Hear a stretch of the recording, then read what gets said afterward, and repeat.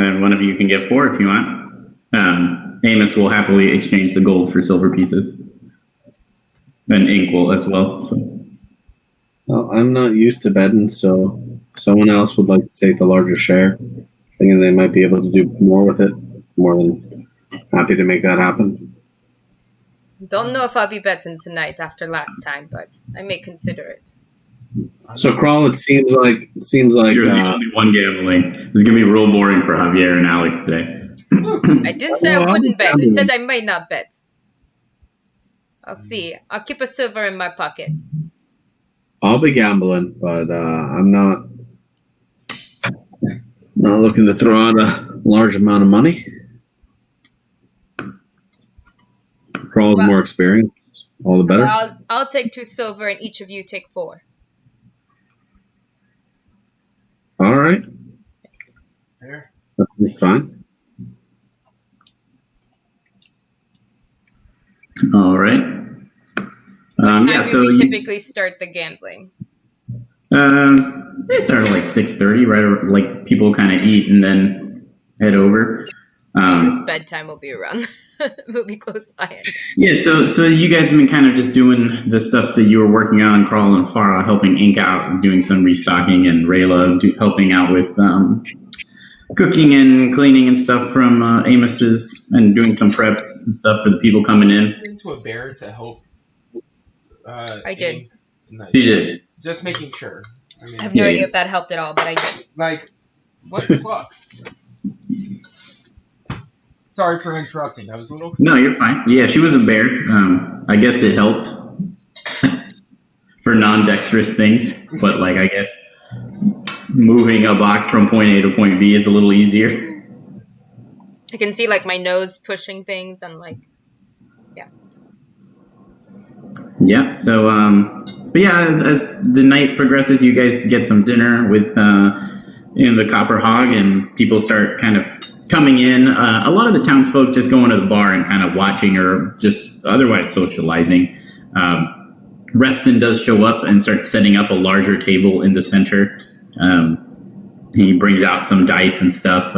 As about 15, 20 minutes later, the people who intend to play go, and Reston kind of does a last call for anyone who is interested in playing. Mr. Magooby is at the table, as well as Jonah, the farm guy. Maritza, who's the lady who you guys talked to about the dead fish. She works for Atrial. Mm-hmm. And Edith, who's the young girl who works with the animals. Do you guys want to, all 3 of you play? I think I'll watch the first round. Yeah. Okay. I'll be playing. Seems new, exciting, very interested to learn. All right, give me a second. I'll be playing. Have we met Reston before? Yeah, you've met Reston before. He was the guy you met on the first meet. Yeah. Okay. Yeah. Can't remember his name ever. I don't know why. Yeah, that's the husband. Mm-hmm. Yeah, Atrial's husband. Atrial's husband, yeah. Yep. Why? Yep. Why? Is it bad? Yeah. No, I don't want it. Just take No, I don't want it. I'm really enjoying dinner, and I don't want shit in my... Yeah, it does. Yeah. I don't want it. About my alcohol. I want to go to the fancy resort that Mike went to. Let's do it. All right, so sitting around the table, Reston pulls out this box, and it's just loaded with these 20-sided dice. And he hands out 2 to every person. And he looks around. Well, all of you have played Farah, Rayla, Crawl. Have you ever played Better's Dice before? Are you familiar? No, sir. Not familiar at all. All right, well, rules aren't too complicated, hence, it's more of a simple townsfolk kind of game. You probably won't find it much at the bigger casinos out in Dolerast, but essentially we all take turns as a roller for the center dice. And he kind of puts out, it's this large green 20-sided dice that he puts in the middle of the table. Essentially, we will all roll our own dice, also 20-sided, and keep it in secret. And he shows these, like, he's got these cups. Basically, your goal is to roll the same number or as close to the number as the center dice. Cool. Well, then, once you roll, you'll look. What? Do both dice have to be the same as the center? No, so you're only going to roll one dice to start with. You'll leave your second dice for the second round. It doesn't need to be the same. You roll it once, and basically whatever comes out is what it is, but you'll keep it secret. After looking at that your first roll, and it will go around the table, starting with the person who rolled the center dice. And if anyone wants to raise the bet, they're able to do so. We do a max raise of 5 silver, and so nobody can raise more than 5 silver in a single round. After everyone has placed their bets or matched the current bet, then you have the option of adding half the total pot to roll a second dice. And then you can choose either dice moving forward. For anyone who then rolls a second, go ahead, Crawl. Is there an ante? Like an initial bet? Yeah, exactly. Yes, it is 1 silver. Okay. So the pot, Reston looks around, so the pot should start at 8 silver. Given that everyone puts in 1. Once anyone who wants to roll a second dice is allowed to roll after they've put in half the pot. At the end of everyone doing that, we go through another round of raising if anyone wants to change their raises. And then anyone left at the end, we reveal all our dice. If someone rolls the exact same as the center dice, they win. If 2 people roll the exact same number, they split the pot. Other than that, it comes to whoever is closest to that dice. Now, if 2 people have the same distance away, one higher, one lower, the lower one wins. And if 2 people have, let's say if you roll, the center dice is a 5. Someone rolls a 6, someone rolls a 4, the person who rolled the 4 wins. So something to keep in mind when betting. Additionally, if there is a tie, without it being the same number as the center dice, so let's say center dice is a 5, 2 people roll a 4, you do not split the pot in that scenario. Instead, you have a roll-off. You roll another dice, and whoever rolls the highest wins the pot entirely. The only time we split the pot is if 2 people have the exact number in the center. We can, if you want, he looks over at Mr. Magooby, Jonah. You all right just doing a practice round without any bets in? And Mr. Magooby kind of sitting there like, kind of just nods his head, trying to, I think that's all right. Maritza and Edith nod. So for this one, I'll roll the center dice, I suppose. Normally, everyone would put a silver into the center of the table right now as the ante. Reston takes the green dice and he rolls it on the table, and it comes out with a 20. So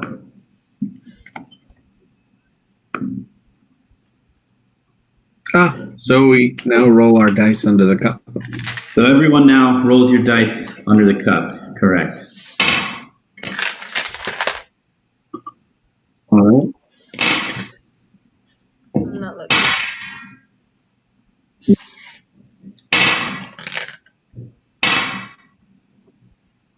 At this point, then, we would make bets if you want to raise the pot at all. So,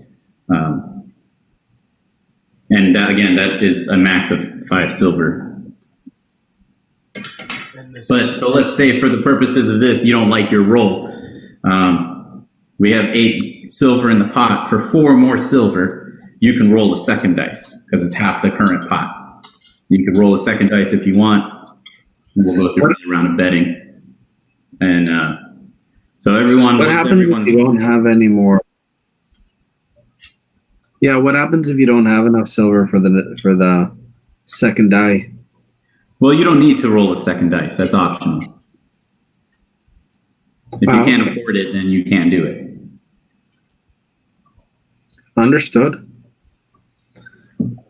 Similarly, if someone raises the pot for the current bet higher than you can afford, you can go all in. You're not penalized for not having brought enough money. However, if you do lose that hand, you cannot play for the rest of the night.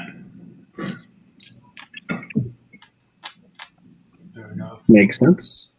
It seems like we're gonna go all in pretty quickly. Yeah, well, I mean, some people bring modest sums. I mean, Edith over there doesn't have much money to start with, so you're in good company here. It's not exactly high stakes. So let's see, what did everyone roll? We'll just uncover our cups. Oh, I rolled a 5. I rolled a 20. Oh, well, in that case, he looks around. Anyone else roll a 20? Well, in that case, Faro, you would have won. Undisputed. So, like I said, fairly simple, easy enough. If any questions, we can get started. I eagerly toss in a silver. I toss in a silver. Okay, everyone tosses in a silver. All right. Well, we'll roll the center dice this time, and then we'll go in a circle just around this. All right. The center dice is a 13. So everyone roll your respective dice. Look, I'm not looking. don't look.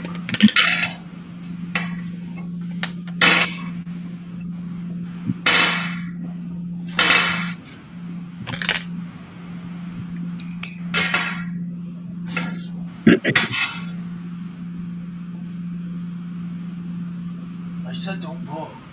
Gosh. There are dice in a cup, man. And no one. I believe he's saying not to. Look at his dice. I can't. It's inside of a cup. Goes without saying, but obviously no cheating and no magic during this game. If you do get caught, our standard rule is 10 gold per player. There. And if not, we take you to the back and beat the hell out of you. Guys, suppose so, or Mr. Mugubi can just abandon you somewhere out in the ocean. Anyways, I guess we'll go with me first. I am not raising right now. Then goes to Mr. Mugubi. We'll go counterclockwise.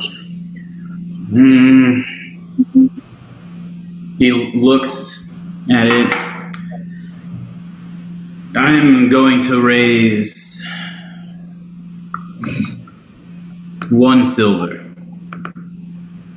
So he tosses an extra silver in. So everybody has to toss an extra silver in? Or Well, we're going to go around, basically. Okay. So everyone has to either match or raise from there. Jonah?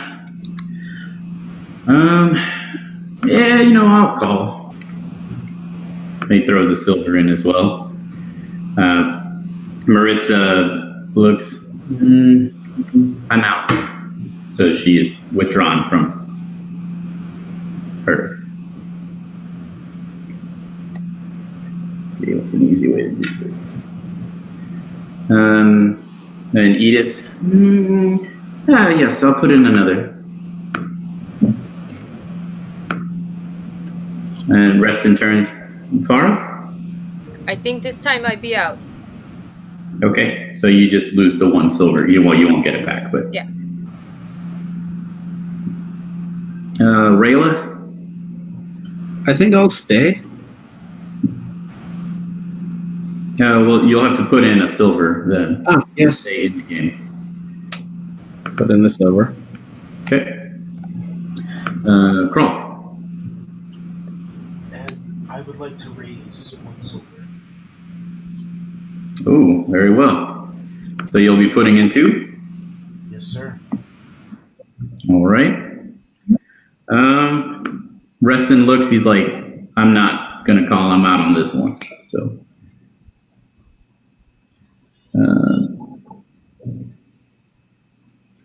Mr. Magooby kind of looks.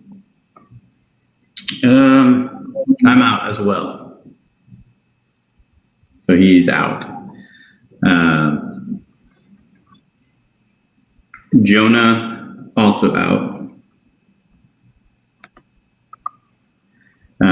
Maritza was already out, and Edith stays in, so she puts in another. Farah, you're out already. Rayla, you need to put in 1 more silver if you want to stay. All right. If Crawl feels confident, then I suppose I'll be out. Okay. All right, so that leaves only Crawl and Edith remaining. Crawl, Edith, do either of you want to roll a second dice for 8 silver? No, sir. You want to? I said no, sir. Oh, Edith, she's like, I didn't even bring 8 silver. Yes. That's why. All right, and any final bets, Edith, Crawl? Nope. She also says no. All right then, Edith, Crawl, what do you guys got? Got a 12? I got it. Edith shows a 14, and so you're both 1 away, but the low number wins. So Crawl, congrats, you get your 15 silver. 15. We're rich, guys.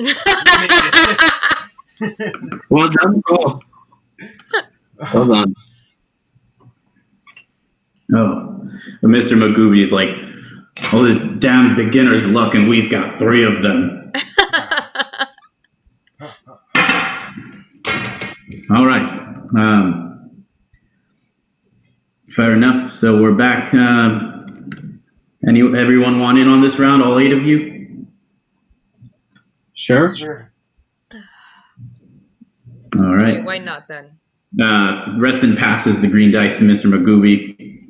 Magooby rolls a 7 for the center. Everybody roll your secret dice.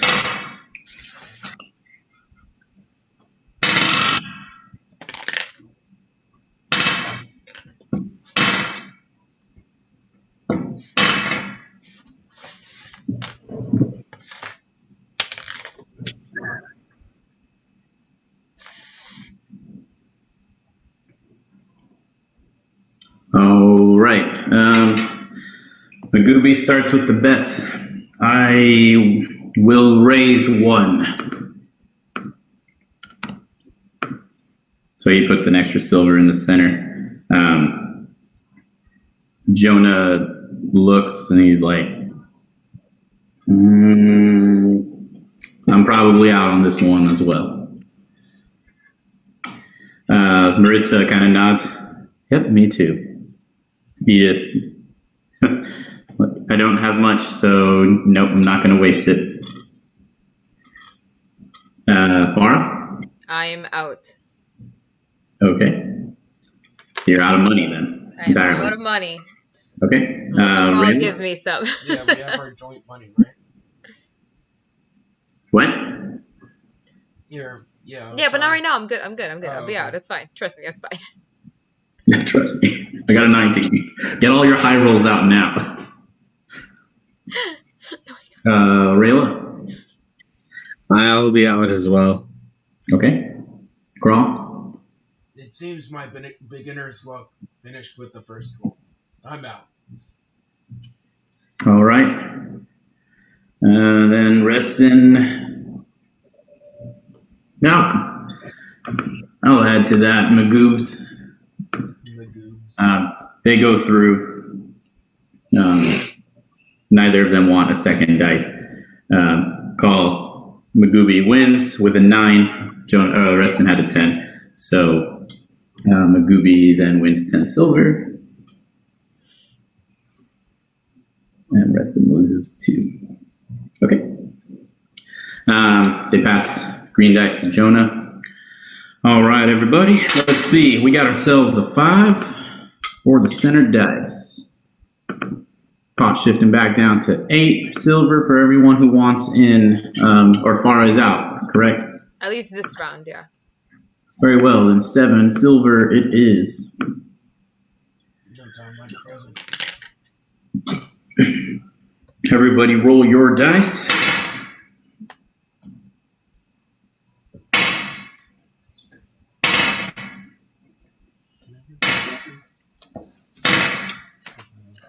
Which ones are papers? These two. Which one's mine?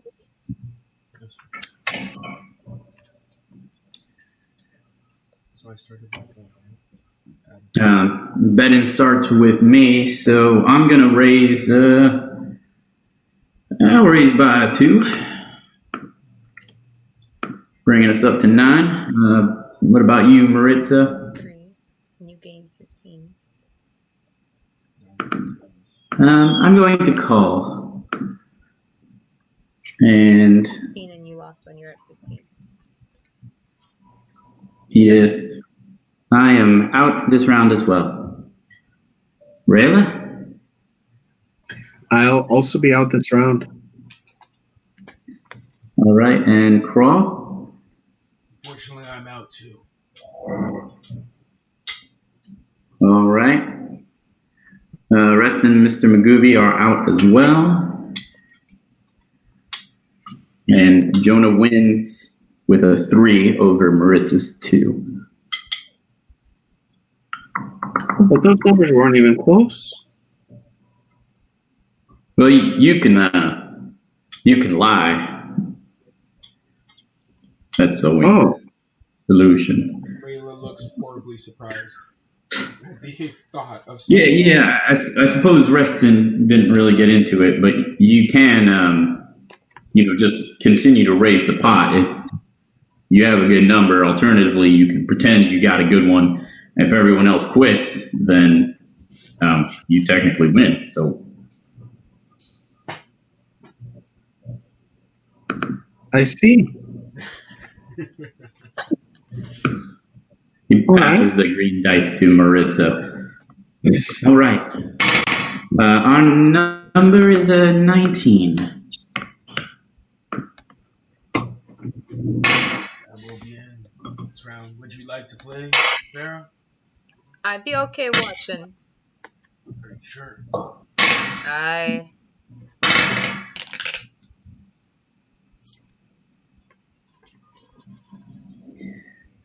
Maritza, I will raise by 1.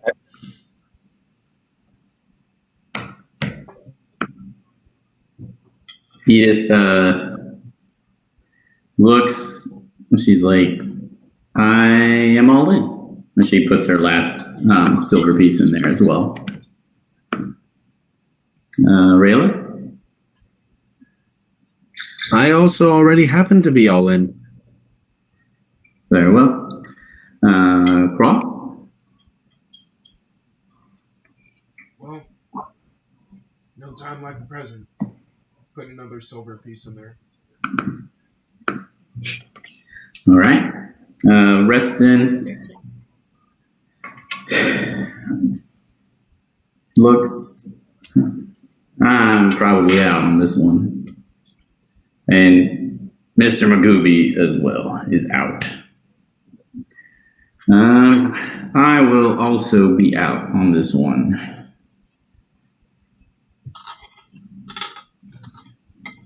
All right, then does anyone want to double the dice for 5 silver?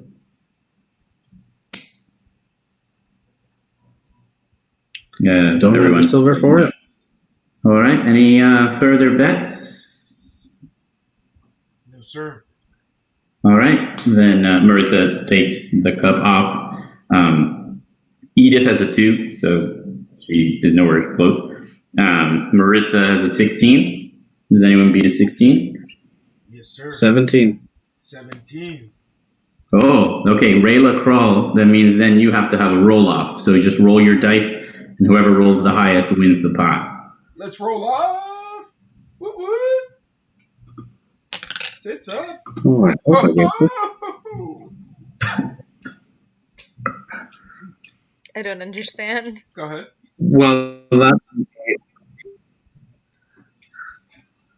Como? The pressure is on. that's an 8. 8. Oh, an 8. That's a 20.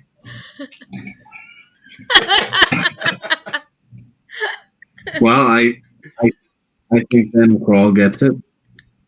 It would appear that way. So I split the pot with Rayla so that she has money to gamble with. All in this together, right? Oh, Give her a wink as indentured servants. No, you add 10 to that, babe. No, I'm. Oh, you're Yeah, adding, 5. you're He adding gave that. Okay, Rayla 5. All right. Edith kind of stands up. She's like, well, I set a limit and I went a silver above it, so I am going to call myself out and I will get some food and continue watching. And she steps out. So, I'll join Edith for food and chat. sure. Yeah, Edith can talk to you about plants and stuff like that. We'll recap what she says after. All right, so Maritza hands Rayla the green dice. And we're down to 6 in the pot. all right. Pick it up, make a roll. And that's a 7. 7 it is. All right, everybody make your rolls. 7.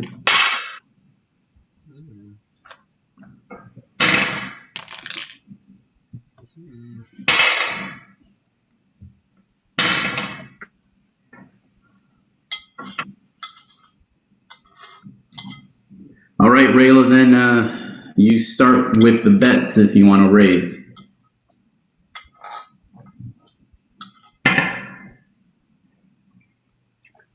Sure. I'll raise 2 silver. 3?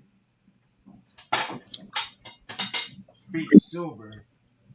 I said 2, but if we need to do 3, then Oh, 3 it you can is. raise 2. I'm sorry, I didn't hear you. All right, Crawl. Okay. I could say the same again. 2 silver. I'm out, friends.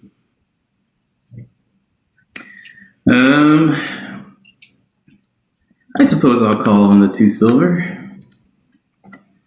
Reston. Mr. Magooby. Nope, I'm out. Jonah. I'm gonna see those 2 silver and I'm gonna raise 1. Maritza, I am out as well. So Rayla, you need to put another silver in the pot if you want to stay in the game. So it was 3. Well, So it it ended is up being 3 now. 3. 3. Is this Jonah the die raised. that he has? Yeah, pretty much. Yeah, Jonah raised on. All right, then.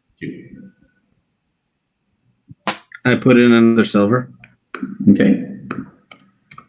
So does Reston. So pot is at 15 between Rayla, Reston, and Jonah. Would you like to purchase a second roll for 8 silver? No? All right, then no one has any more bets, then we will show our hands. So, Rayla, what do you got? 6. All right. Reston has an 8, so he lost. Jonah has a 6, so it goes to a roll-off. All right, then. Oh, man. Fuck.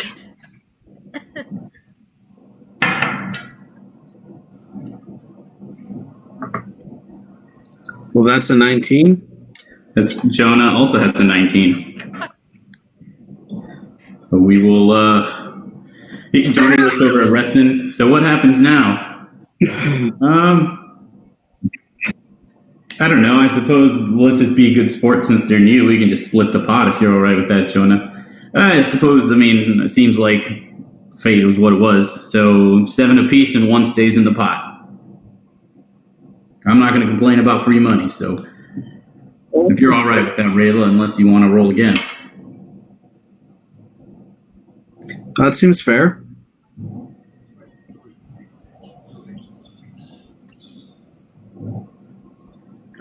All right.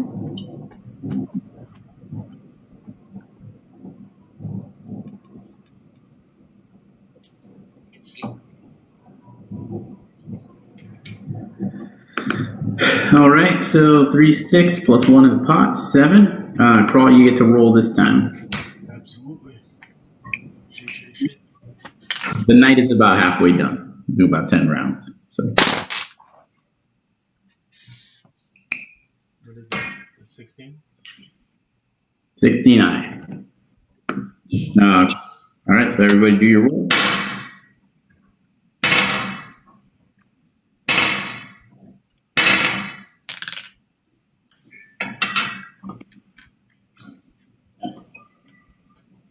And Crawl, would you like to raise? I would like to raise. Please. 2 silver? 1 silver. 1 silver. Okay. We're still indentured servants. Yep. Reston is out. Mr. Magooby raises your 1 to 5.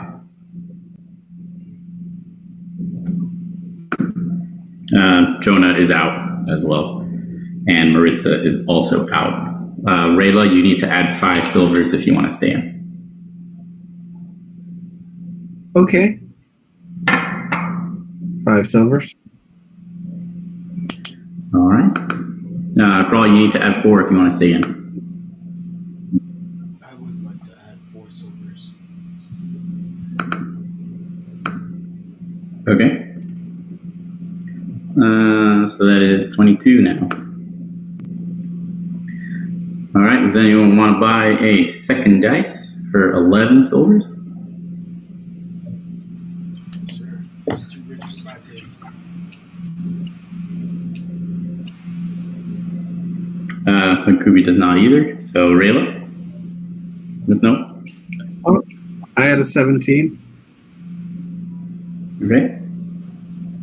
Crawl? I had 18. All right, and then Magooby had a 14, so that means Rayla wins. It's tough, Rayla. Like those 5 gold. Those 5 silver. Oh, sure. Takes 5 silver. Here you go, Crawl. Crawl, realizing that she didn't get the joke, is like, do I just...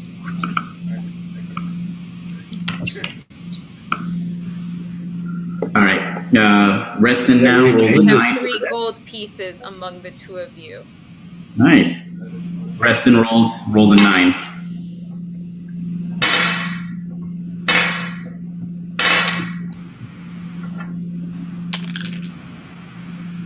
Reston raises the pot by 2. Mr. Magooby matches. Jonah is out. And so is Maritza. Rayla, would you like to add 2? No, I think I'm fine. Okay, Crawl.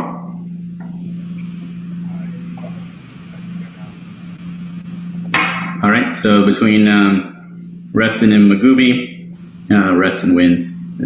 Or 10 silver. Magooby rolls another 9. Back in with 6.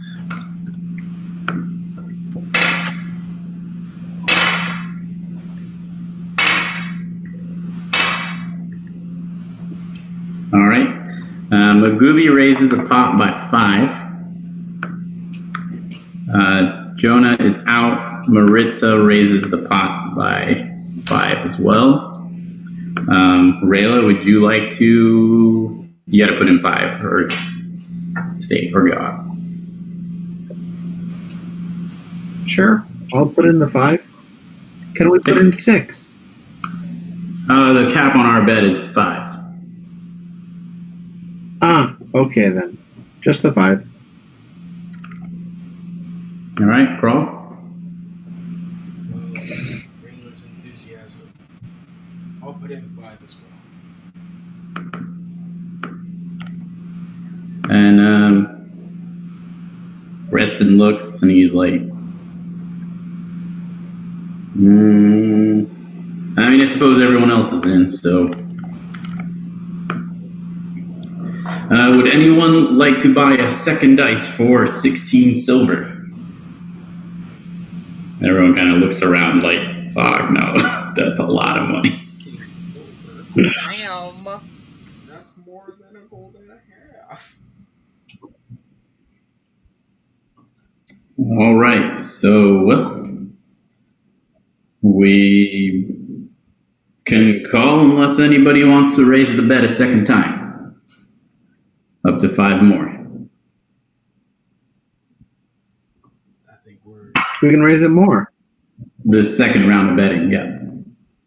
Okay. Magooby goes first. He will raise it 5 more.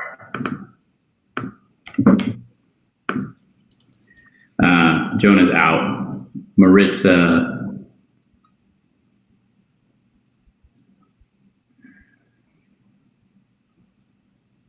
Well, no, she's already all in. So, Reston is out. So, Rayla. Yeah, I'll put in the 5 more. Okay, Crawl. 5 more. You're bleeding me dry. Rayla. I hope you know what you're doing. I can't say that I do.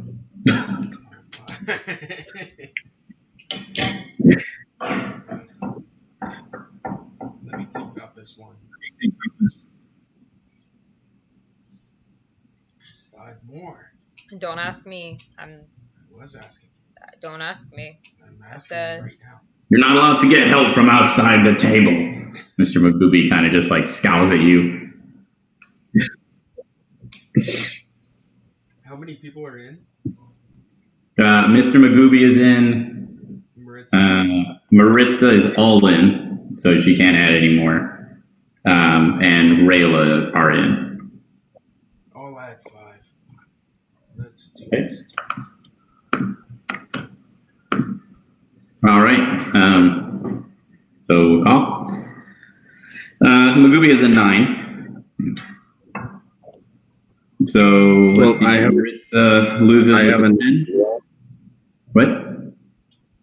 I have a 9 as well. Okay. Crawl. Is that not allowed? That is a lot. We'll just split the pot. Oh, okay. Well, what about you, Crawl? Good thing you split the pot, Rayla. I got a 10. All right. So 23 silvers to Rayla and 23 silvers to Magooby, who is making a killing so far today. Can you do an Indian accent for Mr. Magooby? Just An I Indian don't know if accent? that's. yeah, You never had one. I don't know if that's right. but do it. You said, but just Crawl, do you need any more coins? Rayla, it seems like you're doing a better job with the coins. So I think I can stay still with my set, and I'll come back when it's time. I'm so up. Don't laugh at me, Farah. Wow. I'm not watching. Alex is laughing. Farah is not watching. Farah is just hoping that you guys make back some money so we can take down our debt a bit. That's all she hopes for. We're poor. All right. Maritza is also out. We have 2 more rounds before the night is over. So this is starting 5. Jonah Or I guess we can do 3 more. So we can do Jonah, Rayla, and then Crawl, and then we'll be done. So Jonah rolls a 10.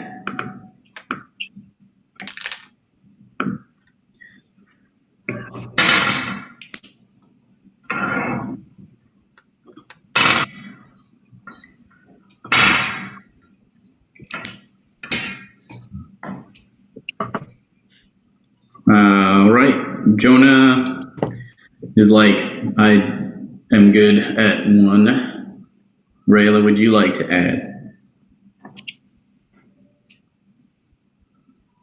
I'll put in 2. 2 it is. Crawl? I'll boost it to 3. Okay. 3 it is. Reston will match at 3. So will Mr. Magooby. Jonah is out. Rayla, you need to add 1 if you want to stay in. Sure. All right. All right. Between the 4 of us, does anyone want to add a second dice for 9 silver? Sorry. Fortunately, I don't have that. I don't think I will. All right. Second round of betting. Anyone want to add more? No, sir.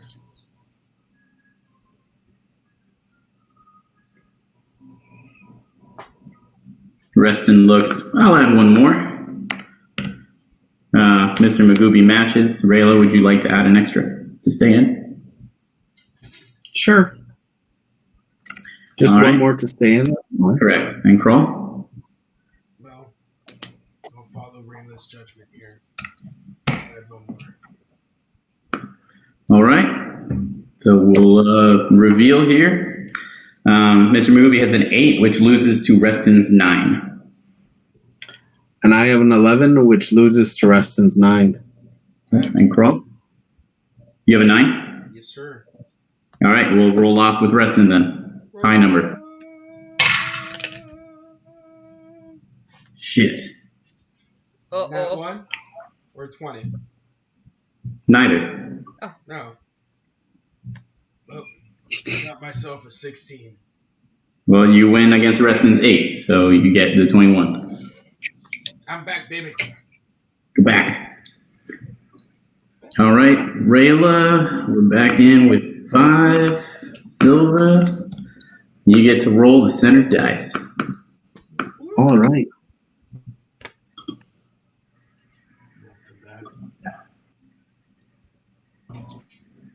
Not in a filthy way. Well, that's a 1. All right, 1 it is.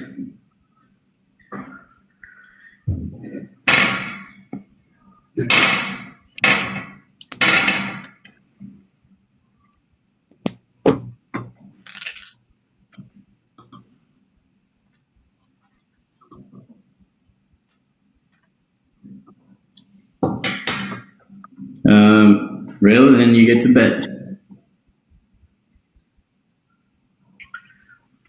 I'll be betting anything on this one. All right, Crawl. As per usual, I'll follow Rayla's lead. No additional. I will also pass, Mr. Magooby. I will add 3. Jonah looks at him. God damn you, fish bastard. I'm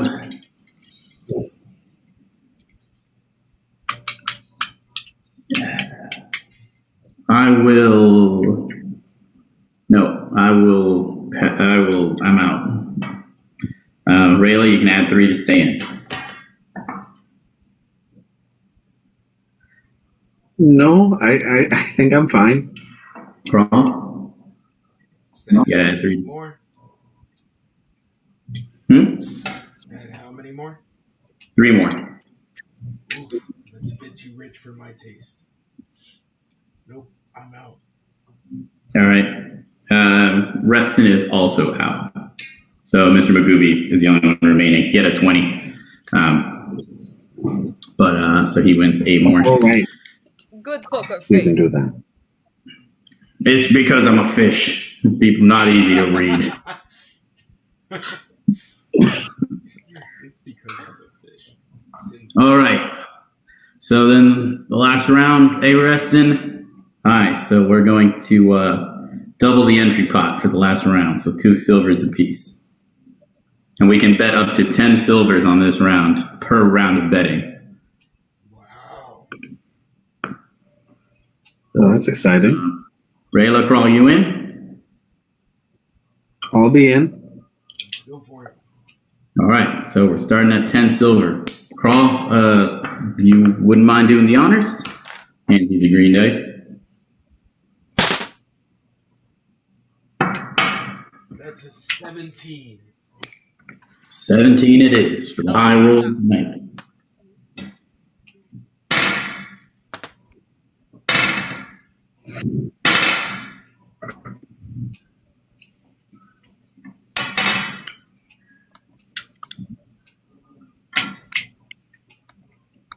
All right, Crawl, you'll start us off with the betting. Remember, it's up to 10 this time.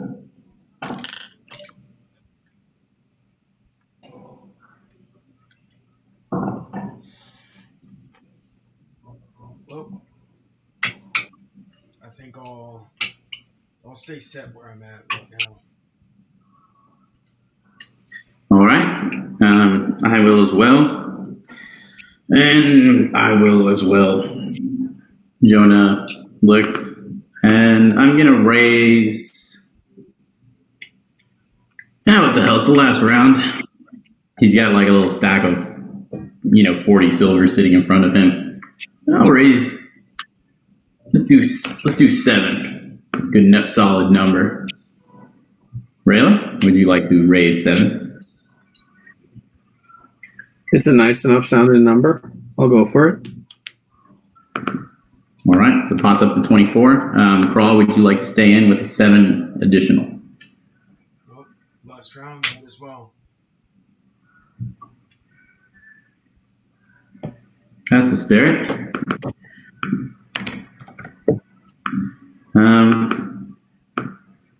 Reston looks, he's got, a pretty solid stack of silvers as well. He's like, I don't really have anything else to spend my money on here. Mr. Magooby literally just this huge stack of silver. Yep. I suppose if everyone else is in, then I'm not going to be the one dropping out. Does that bring us to 45? Would anyone like to buy a second dice for 23 silver? It's a bit too rich I for don't- my taste. Because I suppose I will. And so will Mr. Magooby.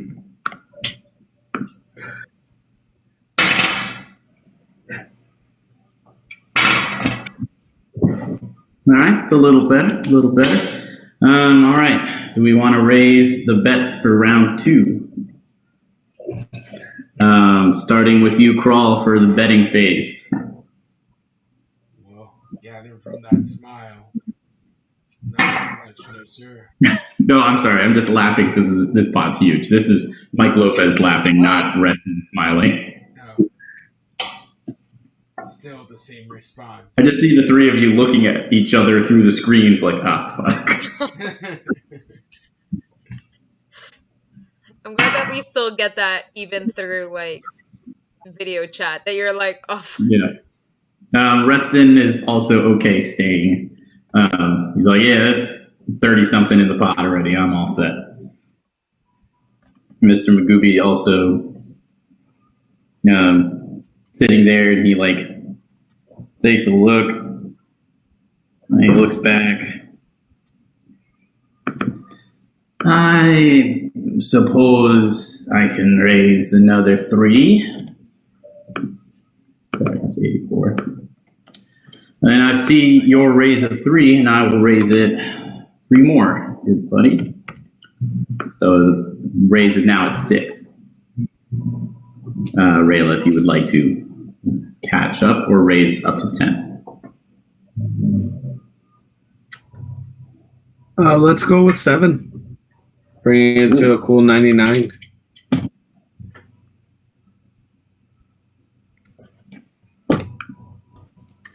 All right, Crawl, you're up to 7 then. Yeah, I'll add 7 to it as well. Oh my god. Reston sitting there like, I am out. There's a lot of money I just lost, but I do not need to lose anymore. And you hear Atrial like shout out from behind the bar. That's absolutely right. You don't need to. Mr. Magooby, I suppose he throws in the extra 4 that he was needed to catch up, and Jonah throws in the extra 1. So the betting has concluded. So let's see. Magooby has a 10, which loses to Jonah's 16. Oh, 16, you say? Well, I had a 17. Oh, So That's well, hot damn. That beginner's luck really coming in the clutch right at the end, huh? Well, Reston slides this thing of 111 silvers over to you, Rayla. He's like, I think we have a clear winner for today. I believe so. Crawl didn't say his number. No more free trips around the islands on offer, since I know you can afford it.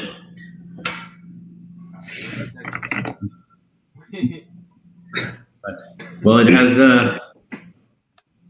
definitely been a pleasure. I guess, let's see, we got 3 more. In 3 days, we'll be playing again, so you guys are more than welcome to bring your money. Hopefully that beginner's luck rubs off a little.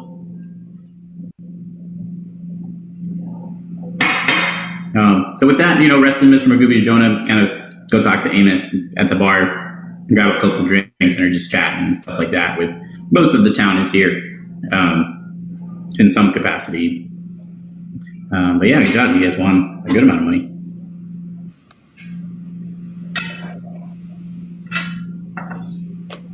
Wow, that was really impressive. I'll walk over. What's that? Wow, that was really impressive. Oh.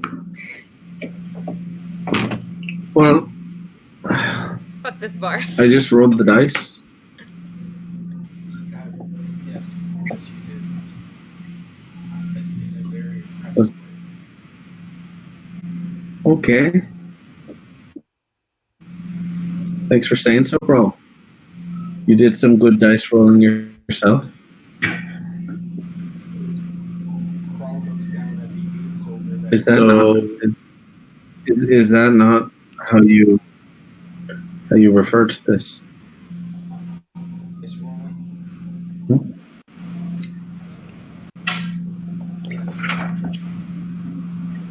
So how much did you have at the end, Crawl?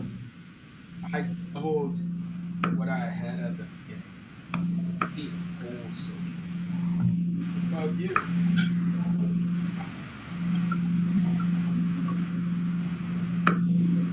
Well, I have 120 silver. So a smidge more than I started.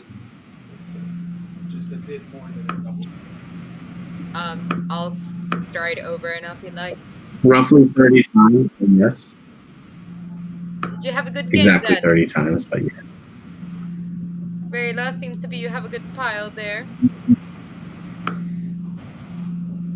Certainly. So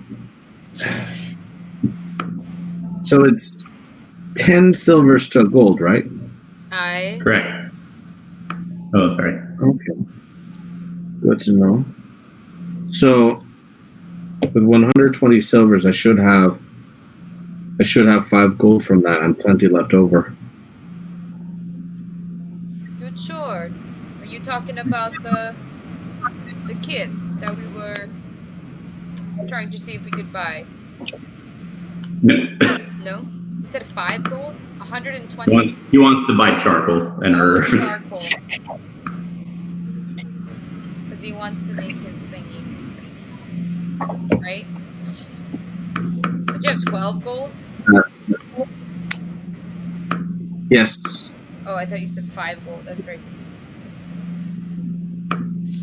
Well, I have 12 gold, and I needed 5 gold, according to Mr. Jonas. Jonah. Is there anything else you need then for that spell?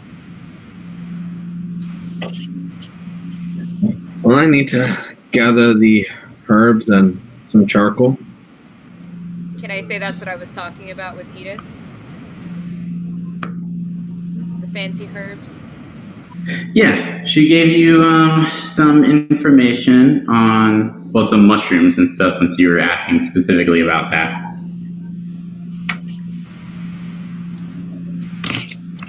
And let's see. She talked to you about this one mushroom that you can find in some places on the island called Arachnus philarcus, or the spider mushroom. She mentioned it looks like a little black bowl with like thin brown gills, and they're about 10 centimeters across, so not particularly big. She mentions they are poisonous to eat, but if you boil them in water for about 10 to 20 minutes, it'll make like a black tea that grants you some resistance to poison. So to be careful, because a lot of venomous spiders like it, which is why it's called the spider mushroom. Cool. Well, I can't respond, can I? Well, no, I would share with them about what I learned about the island, and that it might be good to keep an eye out. What do you mean by like it? Like they'll be attracted to it? Like they live in it. Oh.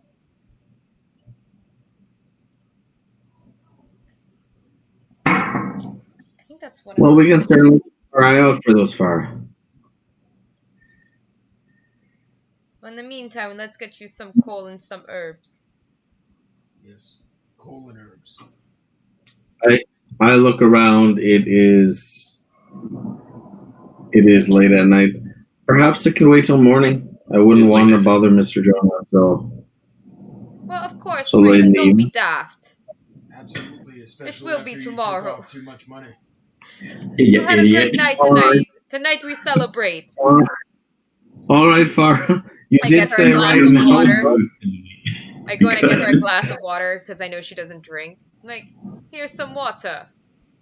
I turned to you call me daft. I believe she said don't be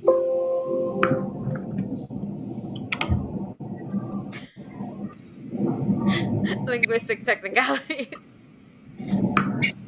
Is it almost 8 o'clock yet? It is well past 8. Okay, then I've gone to sleep. 8:45. I didn't know how long that exchange took. Yeah, I mean, assume they played for probably about like 2 hours. So it's almost like 9 already. All right, then I suppose I'll be taking the first watch. Crawl. That's right, we're still doing I'll get you for mid watch. Or is that for Farah? Nope, I'll take mid watch. All right.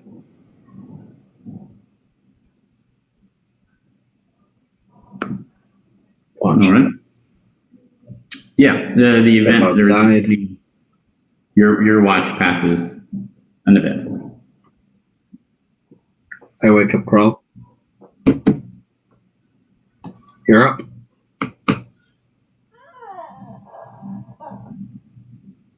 Thank you. And with that, I go to bed. Crawl, your evening also passes uneventfully. Woo! Because that would have taken me some actual prep, and I'm not doing that today. All right, guys. Let's take like a 2-minute break so I can use the restroom and get more wine. All right. Now that the gambling's over, I gotta make something up real quick. Hey, Javi, Yeah. how are you? Yeah, buddy. How are you? Sorry. What's up? How are you? Good. No. I'm good, buddy. How are you? Shit next to me. I don't want to shit next to you because it moves the That's okay. I can fix it. ice mat. I'm okay. It's been another interesting week as expected, but that's just life. How was the weekend?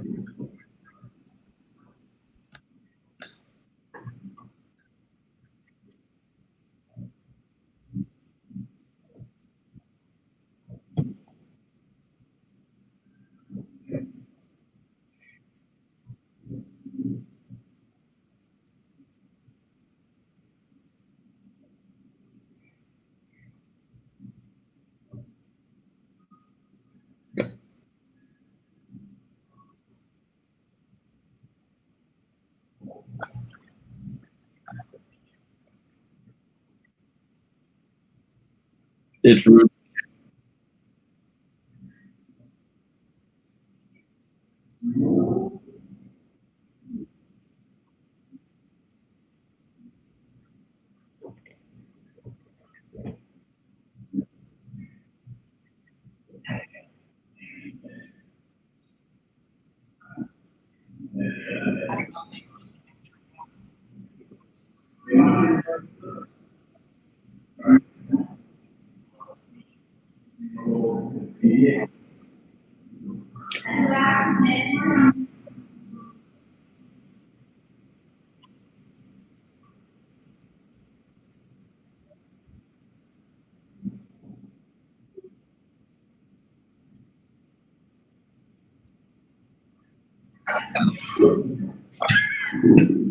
You ever been a hotel on the beach up here?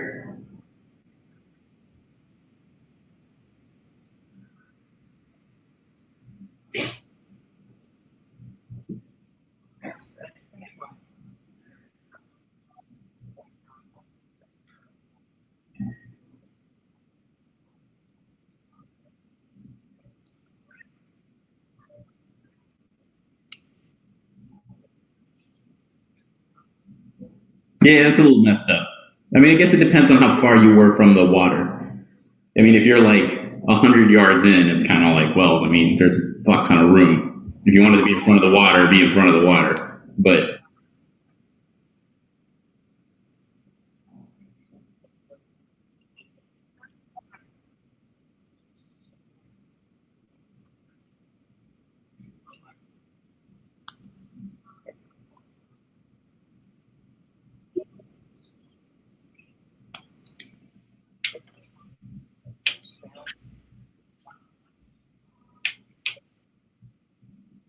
Farah, I don't need to be hearing how you can't own the beach or the ocean.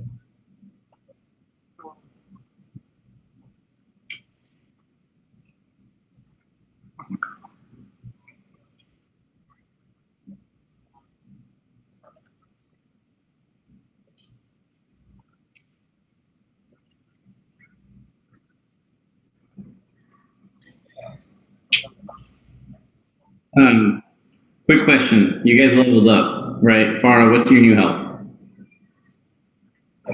27. Your armor class is still 14.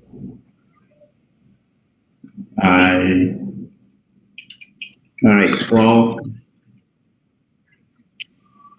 You're mad at me? I don't know. That's why I was asking. No. Oh, Why? ¿Por qué?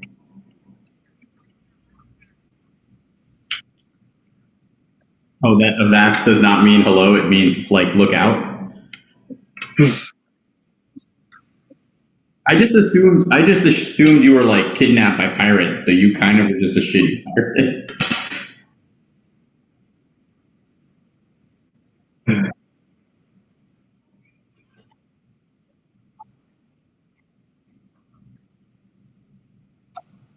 I mean, granted, I'm not a pirate, but I'm probably as close as real life pirates get, other than like Somali pirates, which I don't think are very Caribbean pirates.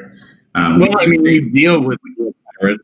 We do say avast, but it is just for like you shout it out to people when there's like an emergency or like telling them like heads up. Crawl, what's your new health? 20. And your armor class is still 13, unless you're in werewolf form.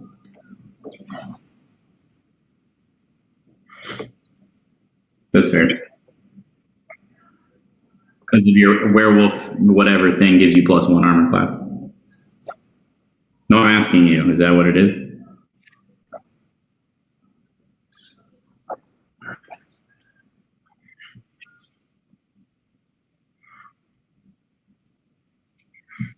Okay, sure. Yeah. All You're right. not wearing any armor, so yeah. You're not wearing any armor, so that works out. Rayla, what is your health?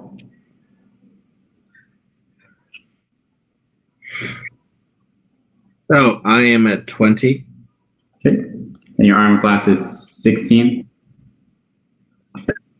It's 14. Okay, and then it becomes 16 with your thing. And then it becomes 17. 17. I got leathers last Right. time. Okay. Work off. Well, he did just earn like 12 silver, so he has paid off, or 12 gold, so he has paid off the leathers. Yeah. That's if he uses Until he it. spends 5 of it on charcoal. And- So Aren't the herbs also expensive? Herbs. Herbs. I think the spell itself is 5 gold cost. Oh, So okay. right, is that correct? It's 10, but we negotiated for the materials. Well, you negotiate for the herbs, but yeah.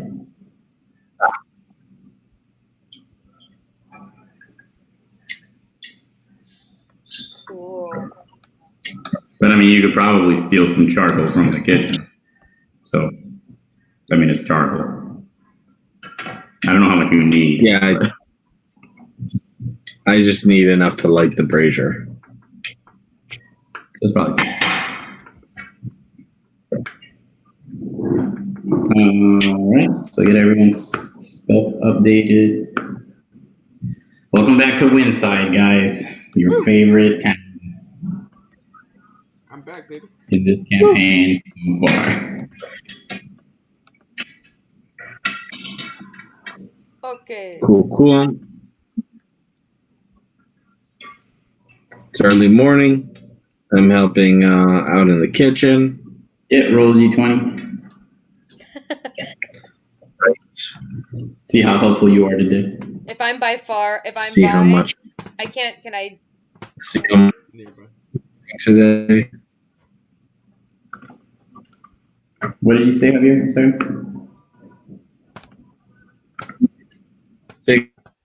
16. 16. All right. Yeah, you're pretty on your game today. Not as good as last time, but doing pretty good things. As always, Amos is thankful for the assistance.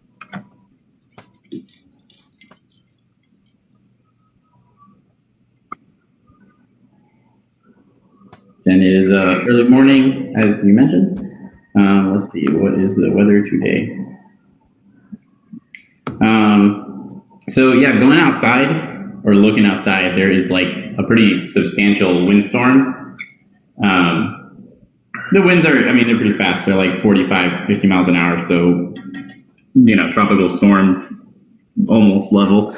And a lot of the sand and stuff is being kicked up along the beach. So you can see most of the, like through the windows of Copper Hog, you can see that no one's really outside. It's just like storm is just kind of blowing through, just picking up a lot of the beach sand and just kind of whipping it around. And that's all. This isn't nice. Has Mr. Magubi already left? You do see his boat there. Mr. Magubi. He's not in the Copper Hawk, but his boat is there. I think we should go see Ink.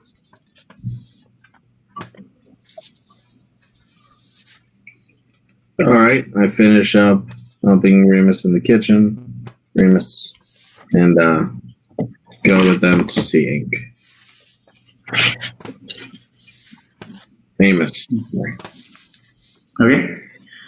So walking from the Copper Hog, you can see Ink is kind of sheltered in, like, within the small areas that have walls in the market. He's got like a scarf thing kind of wrapped around his mouth.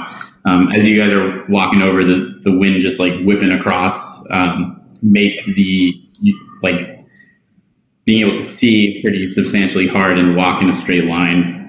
So it kind of takes you a couple of extra seconds to get over to the market. And you guys come within the confines of this little shack, and even though like the wind continues to whip and like it's pretty loud outside, at least here you're not being just like pelted by sand. So Ink, good morning. It is quite a day for the weather today.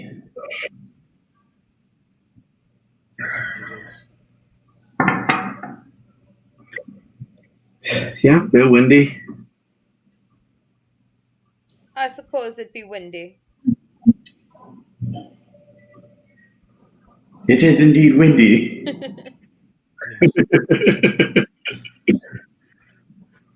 Is there something that Ink can do for you? Well, we were just checking to see if there was any particular work you had for us today, Ink.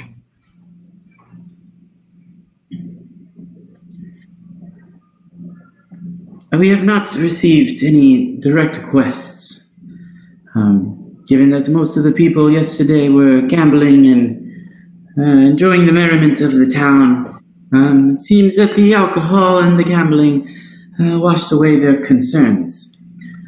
Although Ink will state that Rupert from Atril's Fish Farm did seem concerned about the dead fish and deer that you all investigated, and was speaking to some of the townsfolk, and there are obviously concerns about this. Perhaps if one or three of you are feeling motivated, a deeper investigation could potentially yield results that the city would be willing to pay for.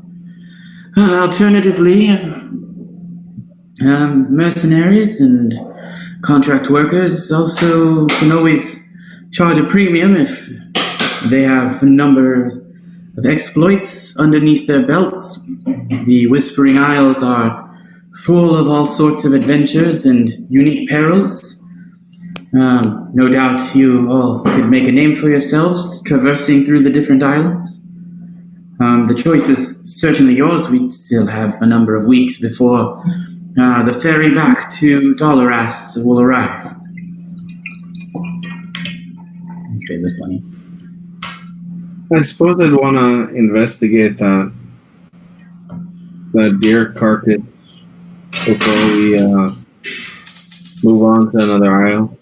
The purple powder. It seems, yes, Crow. Whatever seemed to get in that deer and that jaguar.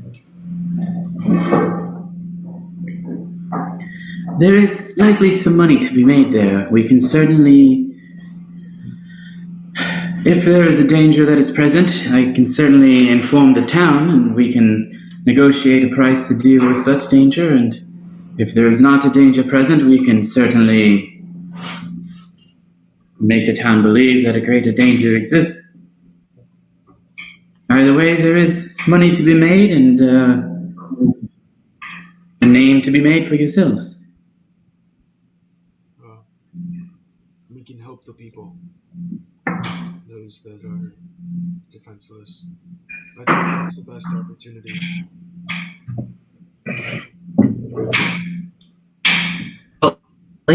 Yeah, supply us with. How much would it cost to supply us with half a day's ration before we head out there? Good question. 22 cents. Wait. Where did it go? $3.50. Wait. I have a day's rations for 3 people. Will be let me see. He pulls out like a small sack. It has some jerky and some fruit and some hardtack and nuts and stuff like that. For a half day's journey, we typically sell a full day's ration for about 5 silver. But seeing as the 3 of you have been doing good work, I can offer the half day's ration for the 3 of you for 6 silver in total. And by I mean ink. That'd be perfect. Would you like to pay that now, or shall we just add it to your ledger? Excuse me, Mike, can you describe how he's acting in this? Is he just like cleaning himself generally, or is he... Yeah, I mean he's sitting like cat sit, like on his hind legs, and then his 2 front paws just kind of propped up on a crate. Excellent. He's not cleaning himself because he has a scarf wrapped around himself with the sand and stuff like that. He's got little cat goggles on too. I imagine him more Puss in Boots style, very Humanoid. Yeah, I mean he normally is when he's walking around, but now that he's sitting, he kind of takes the cat sitting posture. Excellent. He can't sit on. Does he make bread?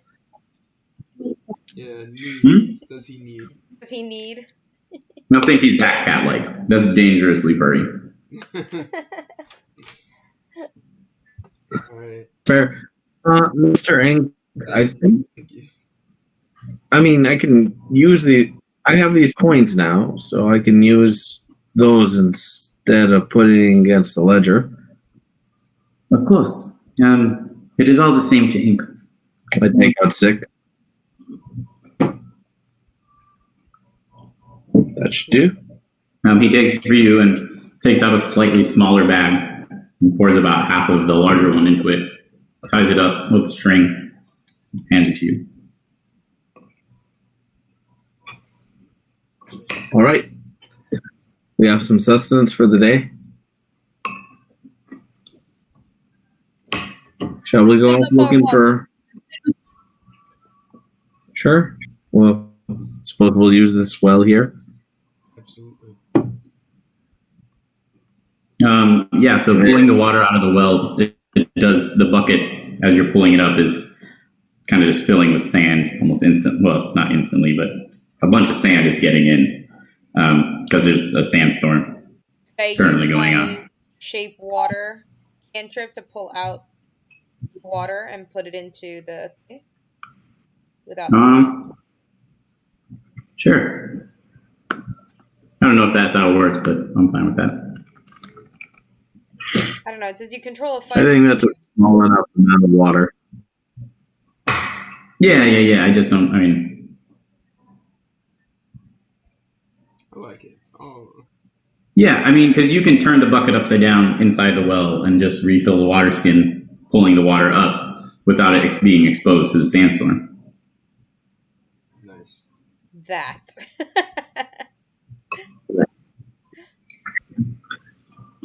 It takes almost a minute, and you guys are just getting smashed by this fucking wind and the sand the whole time. But sounds awesome. What direction should we go then?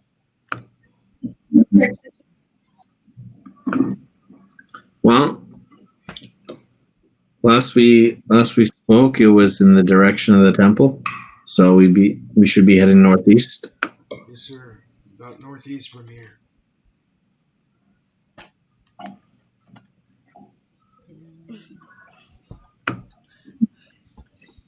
Well, let's be going then. Let's be going then. Okay.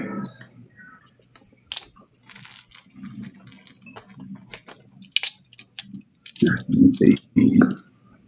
So as you guys cross into the jungle, while the sand kind of dies down, the wind is still pretty strong, blowing through the trees and stuff. The whole forest is like creaking and just like leaves and stuff just kind of fluttering through. But you're a little more protected in there. It's a little easier to walk, and you're not blinded by this sand going through. So, sorry. After about 2 hours or so, you guys make it back to that kind of like ancient stone path that leads you towards the temple area.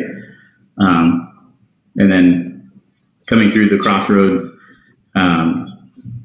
of right in front of the temple, you guys like to go from there.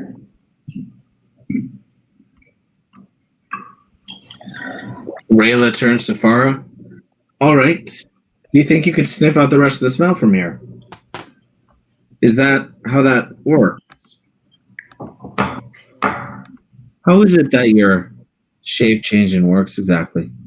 Do you keep any of it? Are all the smells still stuck in your head? Not as How does that work? not as a human, but I think if I turn back into a bear, it may work. I think I had also... Hadn't we collected some of the deer stuff? I don't remember. Deer prickles. Yeah. Yeah, so I'll shapeshift into Please. Dust Bear. Do you just go like... But before... Pay attention to me, because I will, like, nod, because I can't speak. I understand you, but you don't. Also, You can't understand me. So I'll nod up and down for yes, no, side to side. absolutely. Okay. Don't speak. I know just what you're saying. I...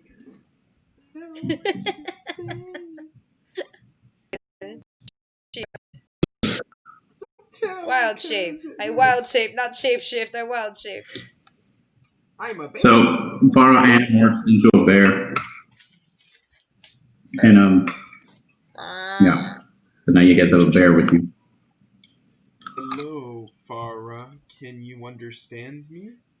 Hello, Farah. Can you understand me? Justice. I start sniffing for the purple stuff. Okay. Can you roll a perception check with advantage? I'm just staring. Yeah, I'm trying to pull up my bear stats.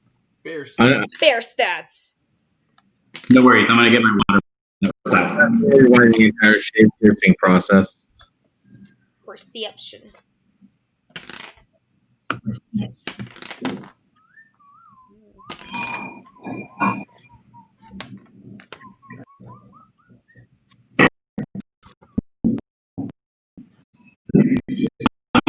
Alex, your wisdom modifier does not change though as a bear. I use my human modifier, not my bear modifier, right? Correct. Correct. Yes, your intelligence and your charisma remain the same. Yeah. I got a 20. So you're a non-physical. You just have advantage. You rolled a 20. They roll a nat 20, but total 20. Yeah, that's fine. It's dirty. Yeah, so you pick up the scent of this kind of purple. I guess we'll change the color a bit to like indigo or maroon or something, so it's different than the purple smoke. But it's kind of like indigo fungus thing. You can smell it lingering a little bit in the forest, headed in the direction, obviously, where you guys saw the dead panther. lose you? In direction of the dead panther? Yeah, the one you guys had seen yesterday, 2 days ago. Yeah. And circled around. So then I kind of tug Yep.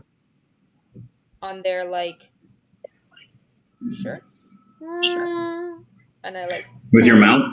Yes. Let's go that way. Yeah. For a roll of strength competition against Rail. Okay.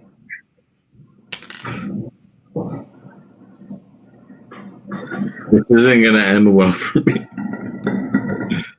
I try to be gentle. Or you just like tug Rail. I mean, she doesn't fall down or anything, but you like tug her and she like almost loses her balance. Just like, 16. what the fuck? Are you sure? Because all in, I'm at a... All right, you stumble to your knee. I mean, you're not taking damage, but yes, she definitely... You're still a baby druid. You gotta get used to your bear strength. Alright, so I take them to, I guess, where that panther smell is coming from. I am less fascinated about this. They were less fascinated by this. Still pretty fascinated. I'm less fascinated by her shape changing. Back in the day. The magic is interesting. I don't like bears, though. I love bears. Do I hear them say this? Are you I think guys they're right actually next. talking this in character? Because if you are, I bellow as a bear, like, like You that. just pushed me to the ground, Farah. And then I shake Don't no. be such a baby. I shake no. No, I didn't.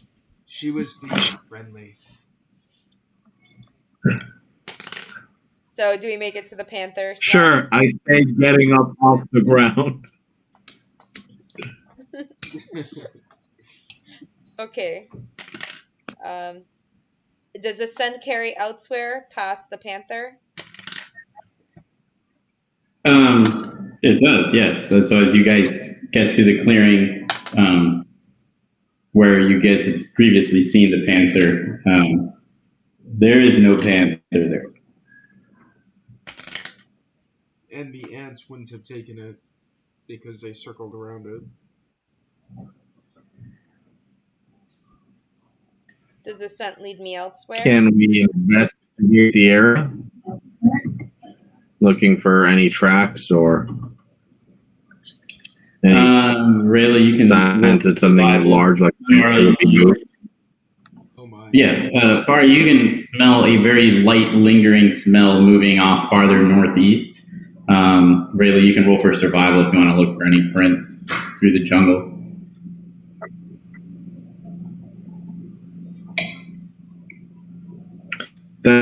22.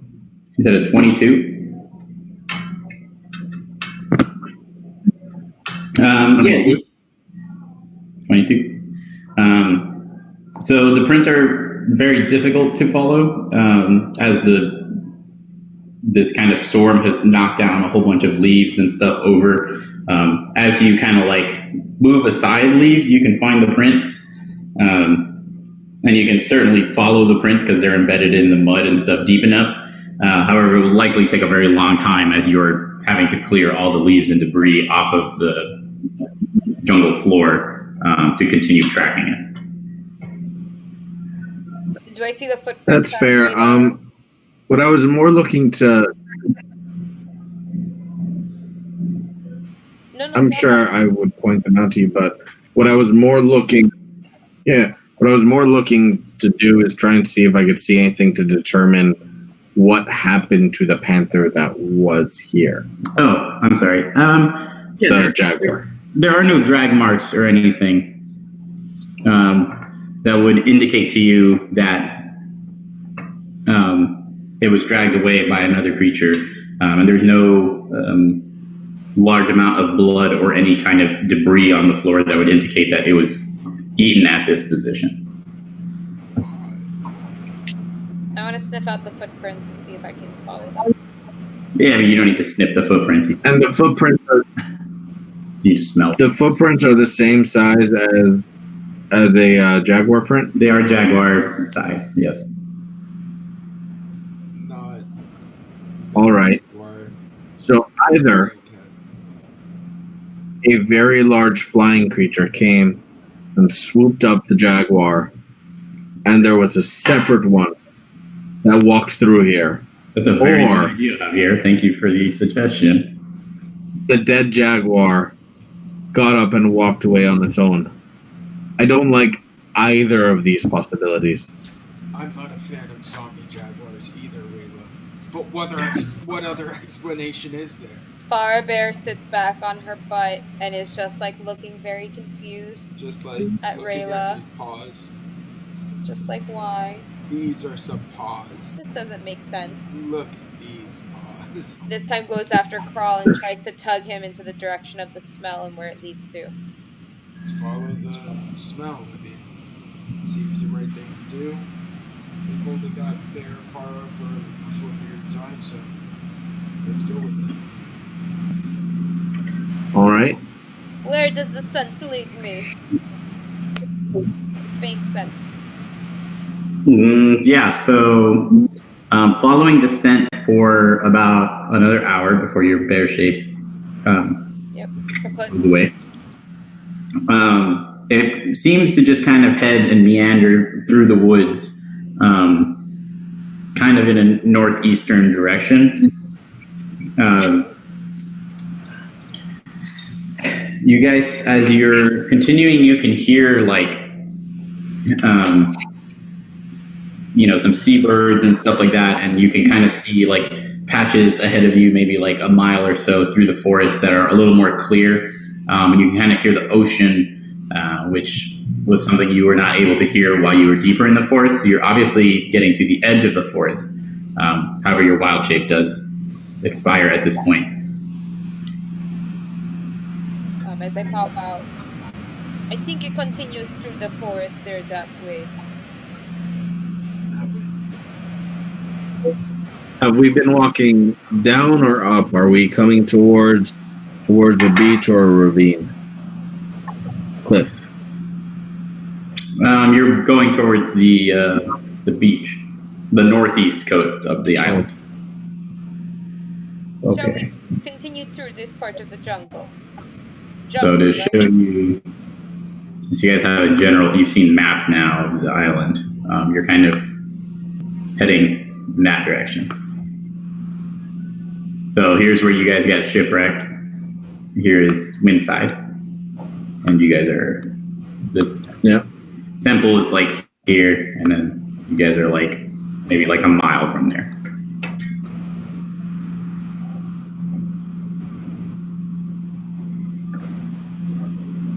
What you think, Paul, Rayla? Shall we continue forward? Yep. Let's just move forward as well. Sure. Okay. So continuing out or towards the edge of the forest,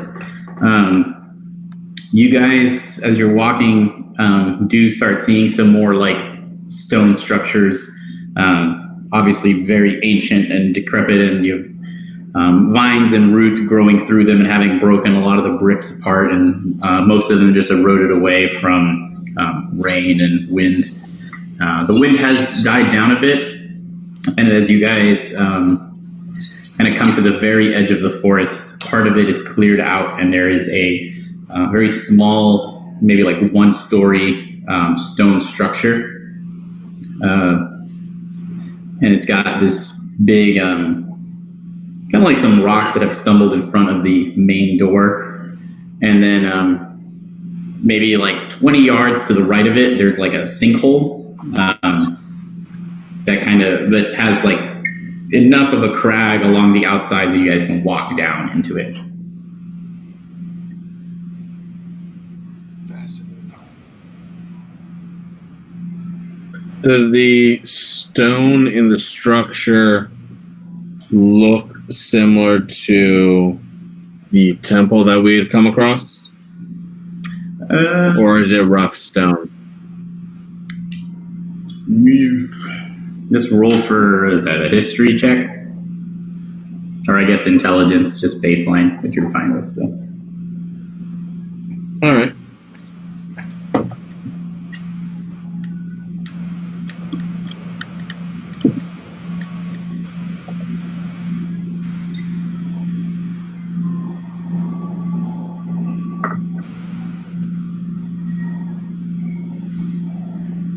That's a dirty 20.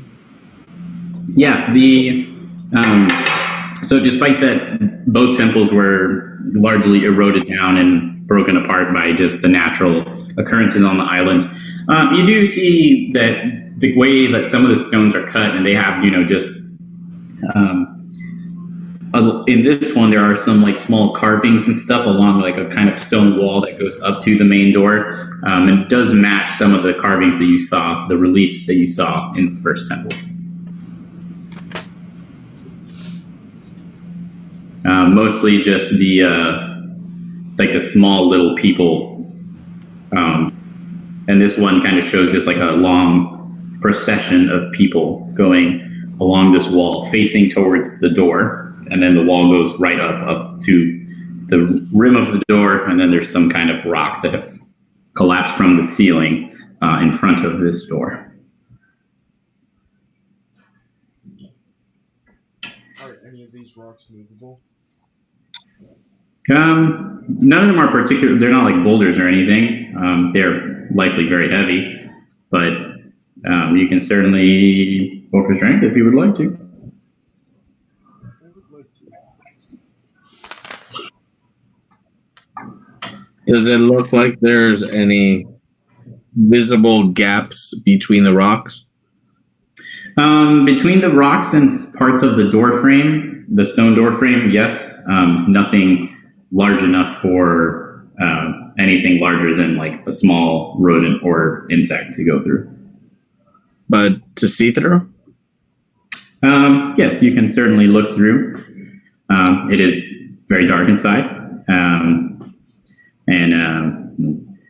it is just a large room. You can kind of see the right corner, and it is just a stone wall that runs outside of your field of vision.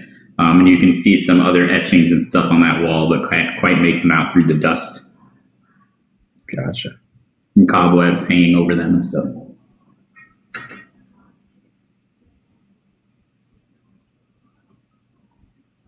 Excellent. So I rolled a 12. I share this with the group. Sure. Yeah, Crawl, you're 13. I'm sorry. 12 plus 3. 15. okay. Yeah, you're able to pick up these rocks. They're quite heavy, but you are able to like pick them up one at a time and move them, a couple yards down, drop them on the ground. This whole process you will estimate to make a man-sized hole will probably take you about maybe like 4 hours or so if everyone gets involved. But certainly fully doable. But it would put you at about early mid-afternoon. Do you think Yes. this is a good use of our time? The sinkhole. Mm-hmm. The sinkhole, does it go into the ground? Like into like a cave, or is it just It goes into a cave, yes. a hole? The cave, yeah, Okay. it goes down. And there's kind of like enough of kind of like a crag along the side that you could potentially walk down. From where you're standing, you can see that a cave juts out farther northeast. So not under the temple, which is just kind of southwest of it, but down underneath the beach and then out potentially farther.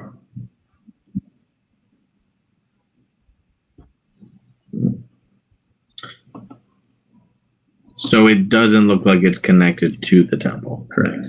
Not from where you're standing on the sinkhole. On top of it, can you see any caves running to the temple?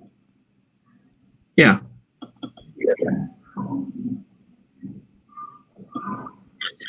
Well, we could either try that crawl, we could check the sinkhole. They don't seem to be connected, but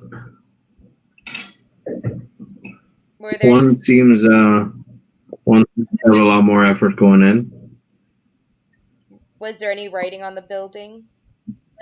Or There is no writing on it. No, iconography?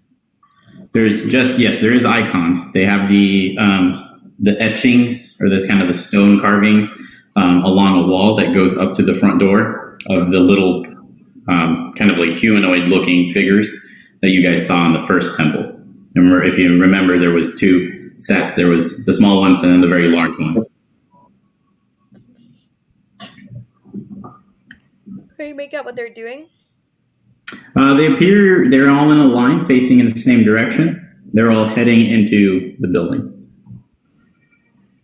None of them appear to be doing anything other than, I mean, it's iconography, right? So standing or potentially walking, but they are all in a line facing the entry. Rayla, we do have some rope. How would you feel if we tied you off and took you towards the sinkhole? Or were you not thinking of us going into the sinkhole? Sure. I suppose I could go down it, give it a look-see. Will you be the Unless you'd like to come down with me. Sure. I don't mind heading down first All if right. you want. We can time me off. Oh, no, I was just thinking we could all go down, but if you're wanting to send a scout, I'm more than happy to. Who's the most sneaky or stealthy? I can be stealthy if I need to. As expected. I can just be a little. We're expecting the sinkhole to go down into like a cavern. Is that what you're thinking, Rayla? Yeah, it goes down about 30. You can see the bottom of it from where you're standing. Oh. Gotcha. Is it going to be like last time that we can't get out and I have to turn into an ant? Possibly. But now we know you can do that, right? Farah, I think we can all agree that you had the easiest time getting out of that one. That's why I worry. It might be best to move these rocks about. But it's okay. We go down then. Is there anywhere to tie off the rope to? Yeah, I mean, there's palm trees and stuff all over, so you could certainly tie a tree off. There's a couple that are about 20 feet to the sinkhole. Okay. Tie off some rope. All right, I pull the rope from the bag, tie it off to the tree, toss it over into the sinkhole. Okay. Well, suppose we're climbing down then? Yeah. Oh, fine. I'll make my way down first.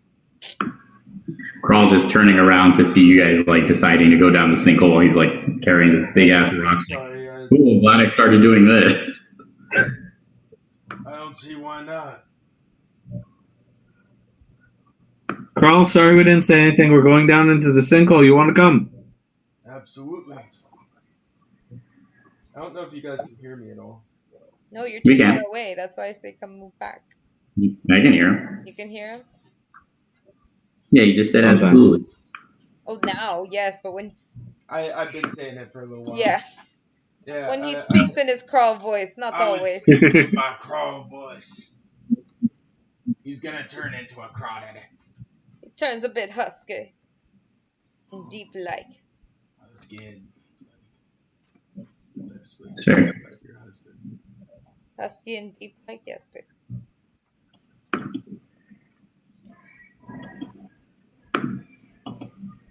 Okay. You guys are all climbing down the rope. Yeah. All right, let's do. Yep, that's what we're doing. Everybody roll for athletics. We climb down the rope. Athletics.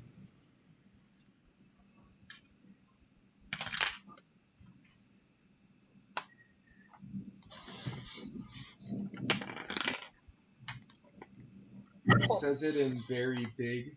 Advantage on strength. Just it's normally large. Um, that's a 21. Okay. That'd be a 7. So far, such trash. Rayla, That's a 14. all right. So, Crawl and Rayla, or I guess Rayla, you were going down first, right? Haven't you caught on to Farah's luck? She rolls a natural 20 when she doesn't bet. And then Yeah. she rolls a 7 when it when it matters. Yeah. So Rayla, you head down, climb down. Following down her as you are kind of just rappelling down the wall of this sinkhole.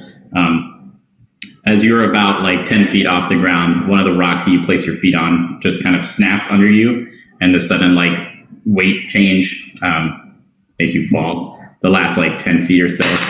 So you take 4 points of fall damage, narrowly missing Rayla.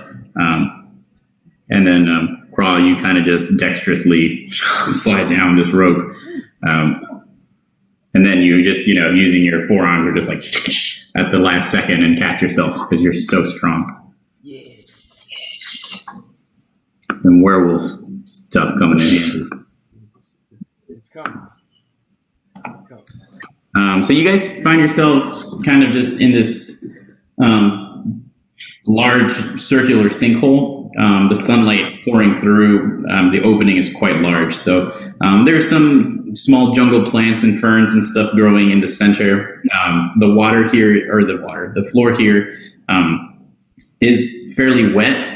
There's like a good amount of mud and just kind of like pooled water along the base of the ground. And looking around, I mean, it just looks like a large natural limestone formation. No indications of it being carved out or anything specifically. And to the northeast, there is a cave tunnel. It's about maybe like 6 feet wide by like 8 feet tall that just kind of goes farther northeast.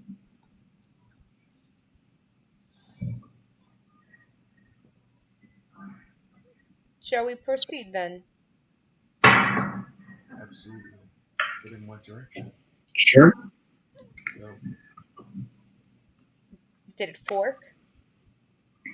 Northeast? Or is just in the northeasterly direction? Yeah, northeasterly direction, the cave. I mean, it's not exactly at like 0.45 degrees yeah. true. But- in that. But there's no fork, right? As of now? There's no fork? Yeah. Is there a fork? in the No, it's just one cave. Okay. And then we shall move with some stealth. Okay.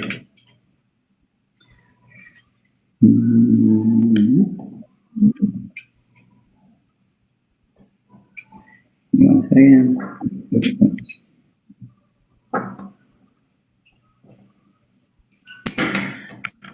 So yeah, going into this tunnel, which is fairly dark. Who's leading the group? It is enough that you guys can move past each other in here, but not comfortable enough that you guys can walk side by side, especially with random stalactites and stalactites hanging. You guys have to kind of maneuver around. I don't mind leading. I'll follow behind then. And then Crawl, you're bringing up the rear. Okay. So yeah, you're going through. You can feel the temperature, like right as you guys enter the cave, drops a good amount, maybe like 10, 15 degrees. It's actually quite a relief from the jungle heat. The air is kind of stale and like certainly humid inside the cave. As you continue, there's still like small pools of water, and you hear and like see just like dripping, echoing through the cave, kind of just dripping off the stalactites and off of the ceiling. And you guys can see some like small crabs and tarantulas and stuff just kind of meandering amongst the cave, not doing anything to you guys. And kind of in the distance, you can hear the ocean crashing. And Do I see any mushrooms? Since there's- sure, roll for survival.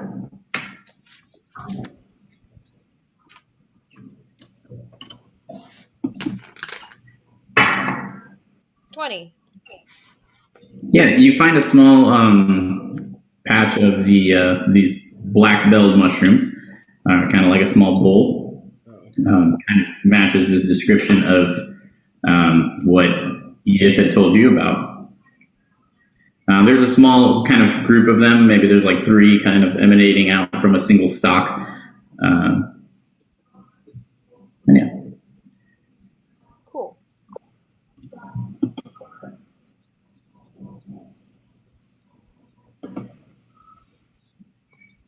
All right. I guess we'll keep proceeding down our cave. Did you take those or you leave them? No, yeah, I wanna take some. Okay. Yes. That's fine. Okay, so you grab them and you throw them in the pack. Who's wearing the backpack, actually? I would think Rayla is, yeah. Okay. All right. And then,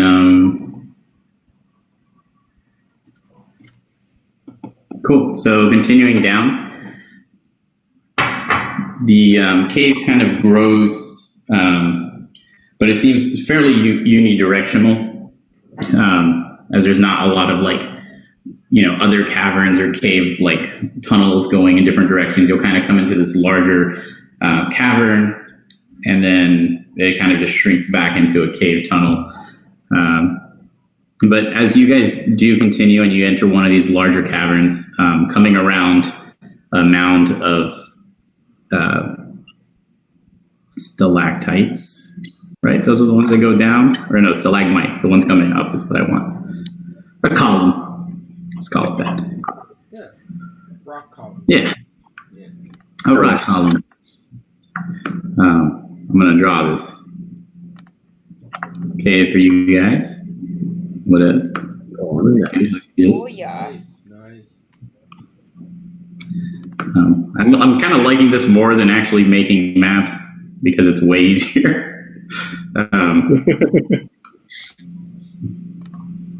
Coming around this stalactite column, I guess headed in this direction. And I will draw the exits as well. Let me do that. There is a tunnel here, and you guys came from over here.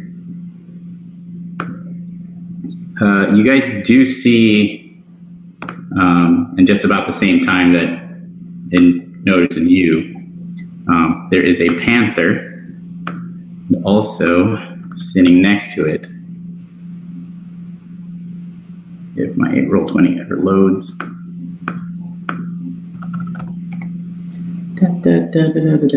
Does the panther look okay? Oh, buddy. Hold on. Let me get this other thing set up. Of course, it's going to do that, whatever the fuck that thing is. Let's see. How can I fix this? Friend on Facebook. Being a giant monster in here.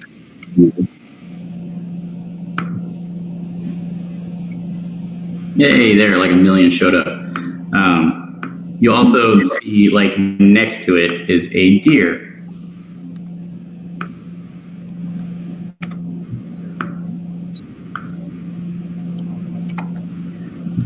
Do both of them look okay? Nah, I mean, the deer, most of its fur on the outside is purple or kind of indigo. And you see little purple, what look like tentacles creeping along its face and around its antlers and stuff like that. And then the panther, it has the deep wounds that you saw along its side. While the panther the jaguar is still mostly black from it being a black colored animal, you can see shimmers of indigo, I guess within your dark vision. And Yeah. But they both, let's see, I gotta write some stuff down. What is the Jaguars? Whatever thing. Panther.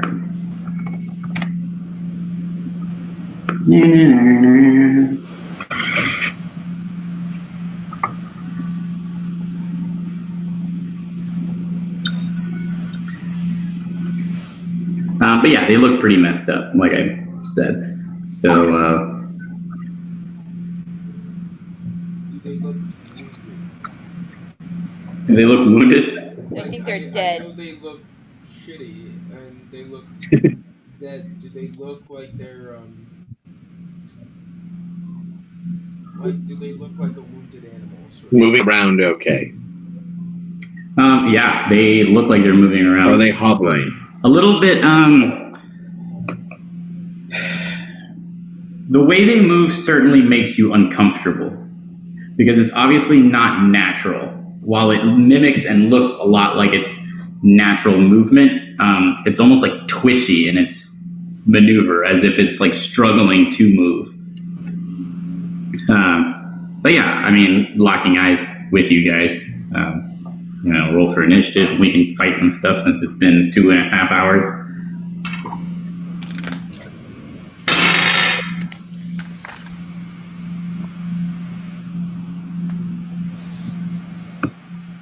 We got ourselves 6. 17. Okay. Let's see what this 8 deer thing is. What are the stats on a deer? Things I would never thought I would look up. Wow, that's a high dex modifier. All right. Farah, what's your dex modifier? 2. All right. Okay, and then okay. Cool. All right. So this jaguar, like the moment it sees Farah just even coming around the corner, with no hesitation, you hear it give this roar, but it's like almost like 3 different animals roaring at the same time, just kind of over themselves. And it comes like turning around the corner and runs up to Farah and pounces at her, hitting her. Oh man, you got a nat 20, motherfucker. It was, yeah. Don't worry, it's not too bad. For 10. Okay. And then you need to do a strength check, por favor. Okay. What are these things called? Panthers. 10. Yeah, so as this large animal jumps on you, knocking you to the ground, it goes attempting to bite you as well. And you manage to just move your head out of the way as its jaws bite down on the rock. Like there's a small little like stalagmite coming off the ground and just bites right through, breaking all of this stalagmites apart in its jaws. Cool. Yeah. The deer comes running up, or again, trotting up, cantering up, and all the like tentacles and stuff that are wrapped around its face just shoot out towards Rayla. And let me see what that was. Striking Rayla for 8. And then Rayla, can I get a? Let me check what I need. Oh, I'm sorry. They wrap around you, and you are restrained. Farah, it is your turn. Okay. Okay. Not sure what to do first. See.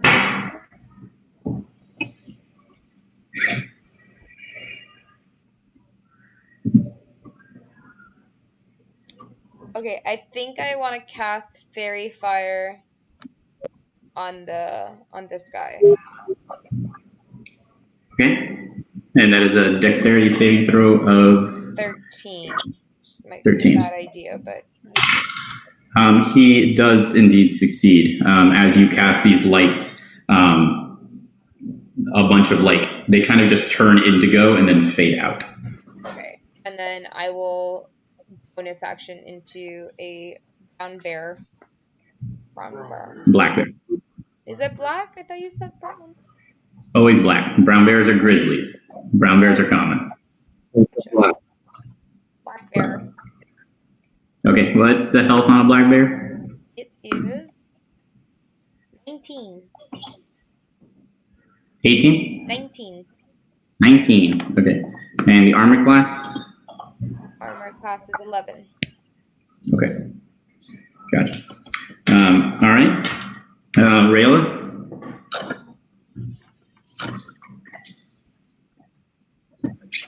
Sure.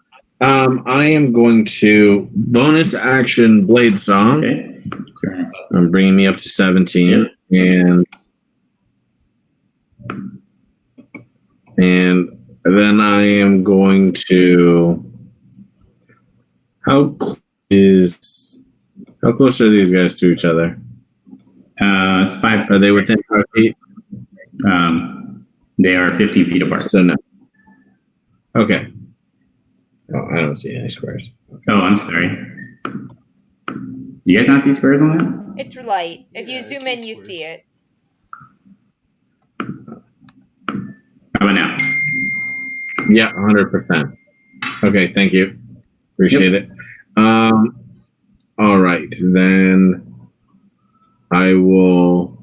Can I cut down on these tentacles that are grasping me? Yeah, you can certainly try. You are restrained, however. So I believe you have disadvantage on the tackle. If I remember Yep. restrained right. That sounds right.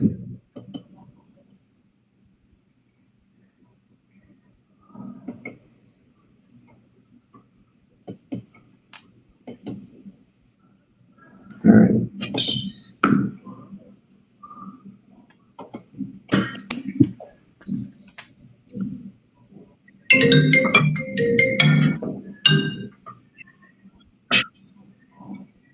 So that's an 8. Yeah, as you're trying to pull your arm out, the tentacle just wraps around and you're unable to swing down back into this thing. It kind of restrains your arm back further. Your Gotcha. crawl.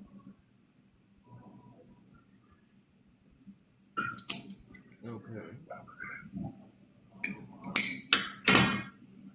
I'm gonna come up to this thing. Okay, I'm gonna hit it with my axe. And Or my warhammer. I don't have an axe, I have a warhammer.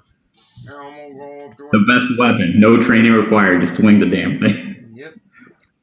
Okay. And I'm gonna Crimson Right it as a bonus action. Your weapon. Yeah. Okay. So you gotta hurt yourself, right? Yeah. Yeah. Just don't get it below 14.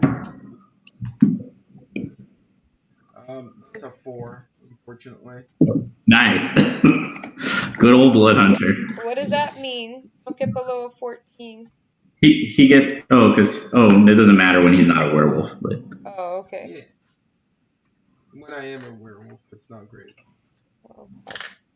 And then I'm gonna hit it. right. It is a 19. Yeah, 19 hits.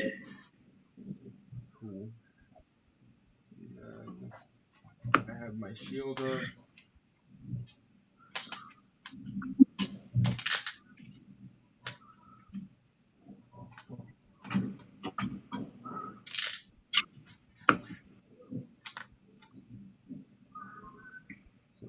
6, that's a 13. Okay. Yeah, you come up, you swing your warhammer, just striking this thing right across the face. Um, Yeah. yeah. That do anything to the tentacles? No, the tentacles, as you hit them, they kind of like, you can tell that they're a very like spongy material. Very like, almost just like cartilage or skin or something that's growing. And so they're fairly flexible. As you hit the head, you can kind of see them like resonate down the tentacle length. But it did not cause it to break or anything. Okay. And just as a side note, the right damage is lightning. What? Pointed out. The right damage is lightning. I don't know if that's important. It's not right now. So, Okay. but that is good to know. All right, back to our friend the jaguar. Goes to bite the bear, whose armor class is 11. Owns it. And he does bite the bear. It's the bear. Bob the Burr. You're a bear.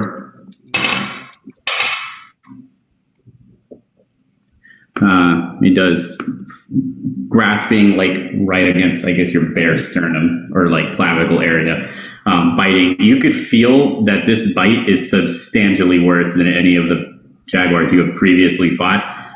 You feel like the majority of the bones in your clavicle region just shattering under this thing, as it does 15 points of damage. Jesus Christ. Please tell me you crit. No, I'd rolled a 10 plus 3 or plus 4. So Oh. I rolled pretty low for all. So,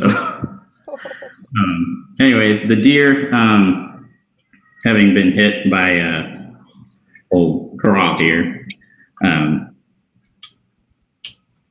shoots a second tentacle out of its other antler at Crawl. And it kind of wraps around his warhammer, and he just pulls it off, and the tentacle like slithers harmlessly back, just kind of wrapping itself back up against its antler. Farah, it is your turn. Okay. I guess I'll start with a claw attack. Okay.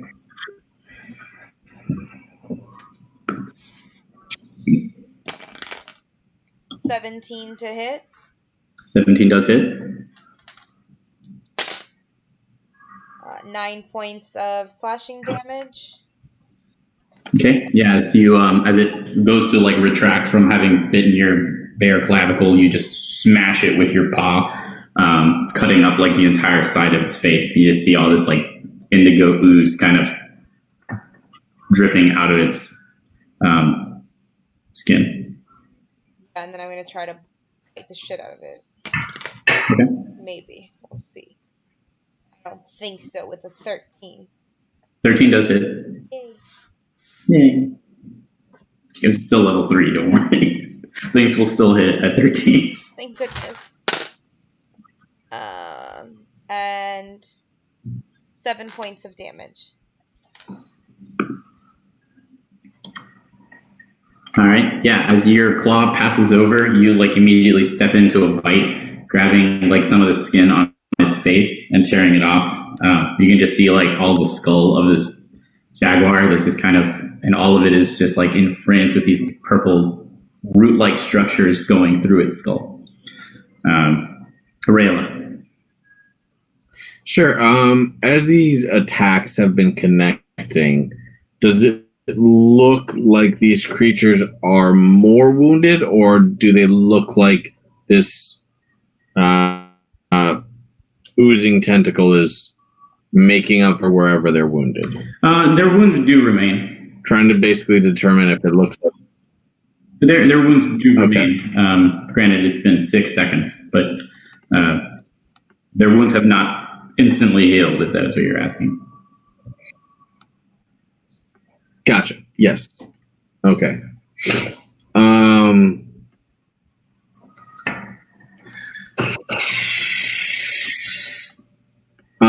am going to try and cut again with a booming blade on the tentacles. Okay.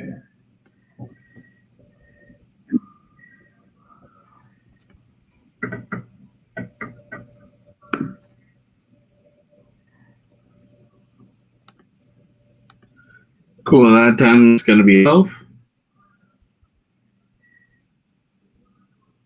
Say that again, I'm sorry. To hit. 12 to hit. 12 does hit the tentacle, yes. 12. Yes. Cool. Does that? And now I roll for damage to see if that lets me cut through. Gotcha.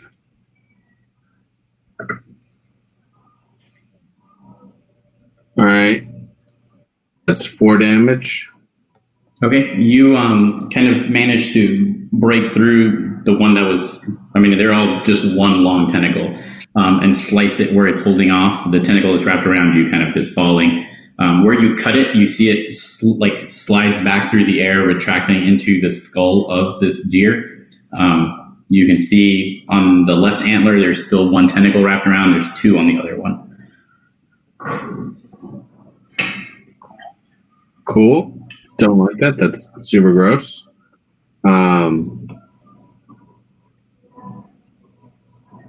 So I am no longer restrained, right? Right. Okay. Then I am going to just move a little further away. Okay. Crawl. I'm gonna hit him. And take out my warhammer, and I'm gonna hit him. I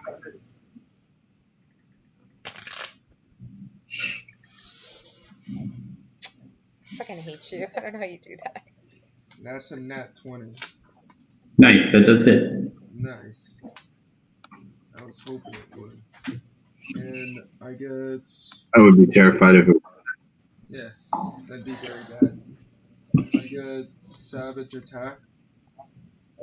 Yep. So... Why? So you're going to roll, and your hematocritic also is doubled. Oh, okay. So you should be rolling 3, or well, you got your 1d8 base, right? With your Warhammer. So 8 from that, and then you're rolling 2d8 more plus 2d4 for your hematocritic, plus whatever your strength modifier is. What's the base of it? 1d8 plus 1d4. But he's got savage attack as a half orc. Their crits get crits. Yeah, so but it's a 12 base, right? Because we're doubling crits? No? It is not well, the hematocritic. That's what I was trying to find out. What's the base amount? What do you say? Yeah, it would start as a 12. Okay.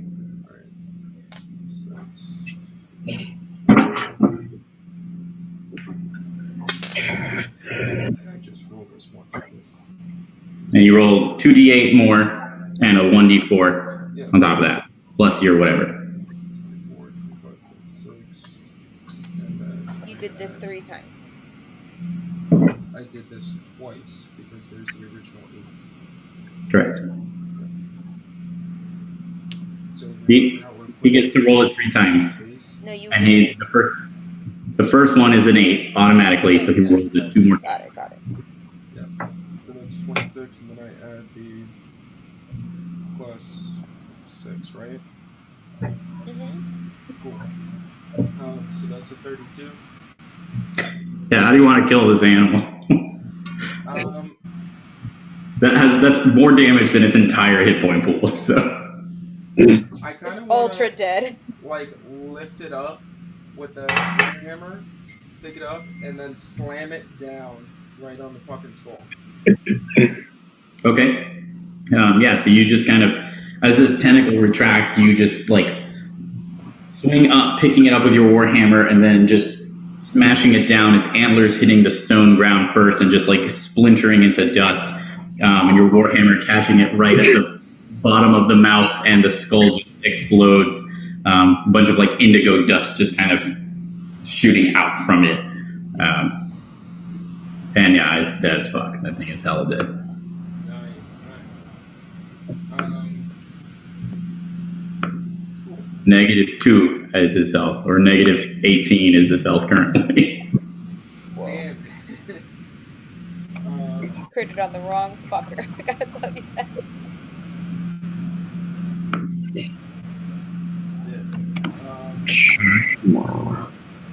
Cool. Alright. That's my turn. That's all you got? I only have one hit. Is that not enough? Damage. Is that all you got? Level 3 character? I dropped 32 points of damage into this fucking thing. Alex's level 1 cleric did 49 points. What's wrong with you? I know, I forgot about that. Told I'm fucking dead. Alright, so the jaguar continues to attack the bear. Yeah. And he's going to miss. Oh. So that's lucky for you. So it's your turn. Can I do magic as bear or no? Because if there's vocal stuff to it, right? If there are vocal components or verbal components, also you can do somatic components as a bear because you don't have the dexterity. Maybe as a monkey. We'll see. As an ape or something, you probably could. Probably not verbal components though. Yeah. Okay. I do it again. Later. A multi-attack. You get them back a little bit. Claw swipe. 16 to hit. 16 hits. Okie dokie. 6 points of damage. Okay. And I always miss with the bite attacks, I think. 'Cause it's an 8. An 8 does not swing your paw and then go into bite, but your paw itself, having knocked it back about an inch or two, miss your attack. So it does bring us to Rayla.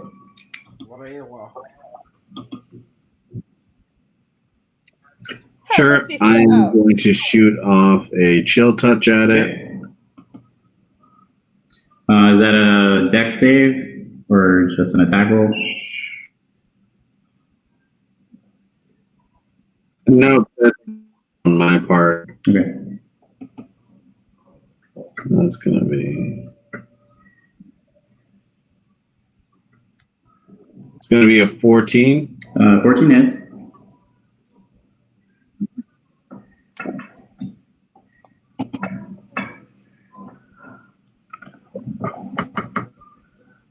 And that's 6 damage. Okay.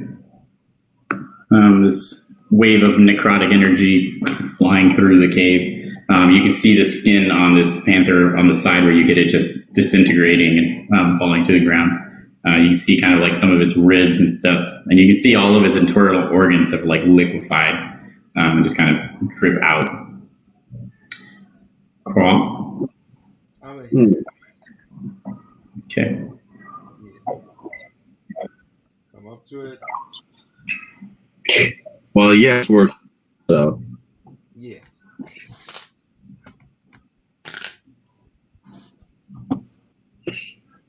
That's a 23.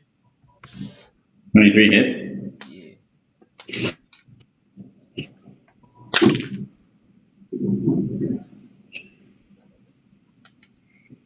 And that's an 11.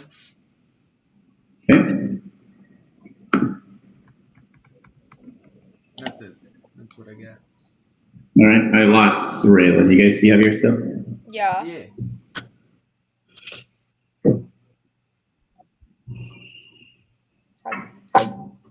What? Oh no, I'm still waiting for him. I lost Mike. Really? Please refresh. I see Mike again. I see him again too. All right, yeah. Thrall, as you come and like swing your warhammer into the rib cage of the creature, you can now see, due to Rayla's chill touch, breaking and shattering some of its ribs, and you just kind of hear them fall to the ground. You see like a mass of tentacles like shoot out of its stomach. I lost Rayla again, but it's fine because he's not getting attacked right now. Massive tentacles like shooting out of where its rib cage just was, and they just start lashing out around them. Rayla and Crawl, can I get a dexterity saving throw?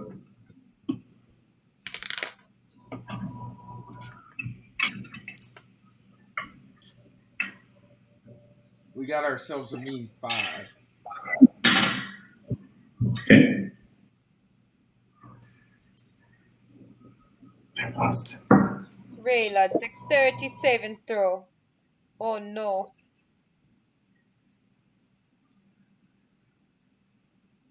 Oh no. What happened? Rayla be gone. What happened? Oh, Rayla's gone. No. Rayla is not doing a dex save. Sorry, Farah, you are doing a dex save. Oh. I Sorry, I see. confused your names.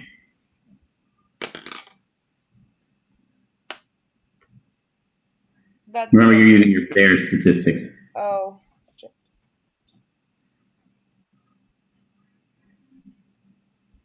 It doesn't show me saves. That means he doesn't have a different one, so it's just going to be whatever you roll plus the dexterity modifier. 2. You rolled a 2? I rolled a 2. All right, so as these, like, hold on, I want to refresh Rayla because he likes all the gross. But we don't see Rayla.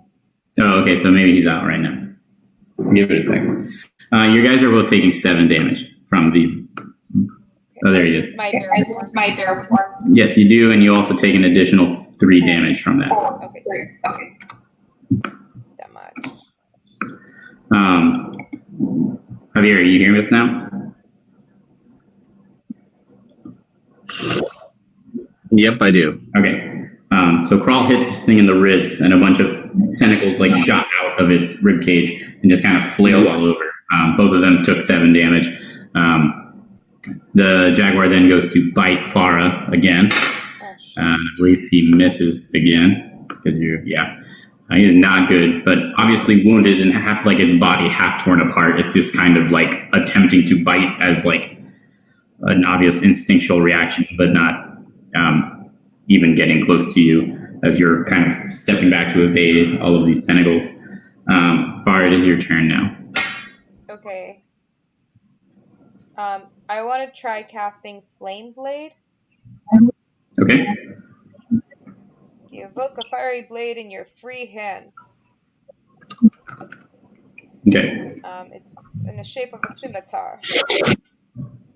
And Okay. I have to roll to attack. You do. And it's a bonus action. Correct. Second level spell. Cool. That's a 19 to hit. 19 does hit.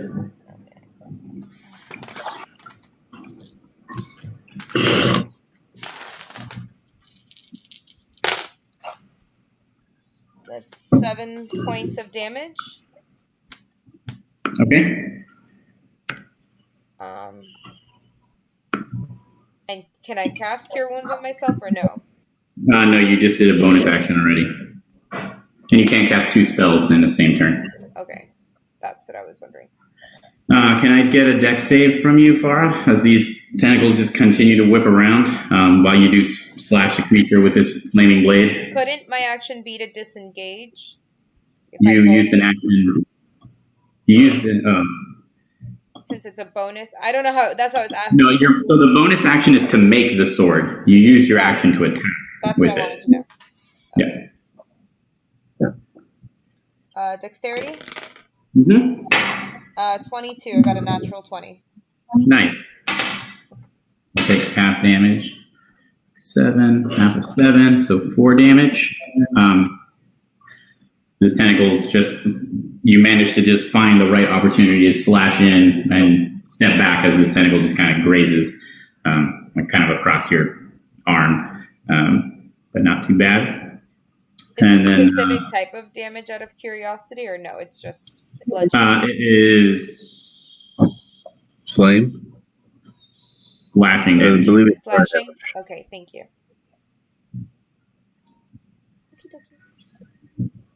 Rail. Sure. How wounded does this guy look?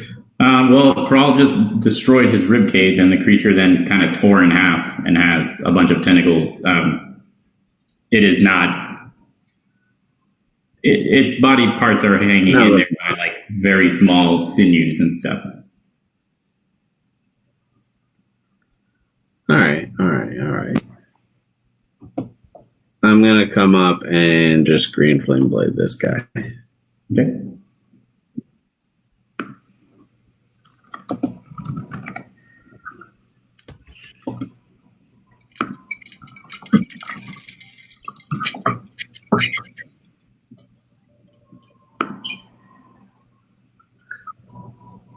That's a 14.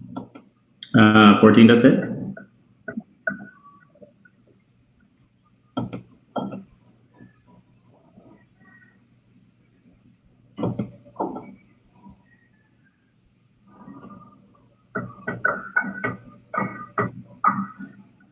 And that's 7 damage. All right. How do you want to kill this guy? Woo! Like to cut down on it with the green flame leaping from my blade. Burning through this motherfucker. Okay. You want to leap? You want to use the fire to attack Farah or Crawl? No, I think that's good. If there's any tentacles on them, I'd just like to use it to burn them off as well. Okay, yeah, that's fair. So as you slash, piercing this creature with your flaming blade, some of the tentacles continue to like whip out towards the three of you, and this explosion of like green fire just like goes through the air a few feet and just cuts all the tentacles in half, and they just kind of fall to the ground before just kind of like shriveling up on the floor. And wrong button. Yeah, good job, guys. Cool. I would like to search the area, specifically whatever they were doing back here. Yeah, I'd also like to look at the bodies and investigate them a little bit. I think me needs a rest. I'm going to sit over here for a bit and look at my pretty fire blade. You're sitting behind this rock that we haven't investigated? No, I'm sitting in front of the rock Everybody's gone. next to the deer. What could go wrong? Okay, well, that was a long list of things you guys had. So what would you guys like to do first? I'm cool with going with Crawl, investigating these dead bodies first. Okay.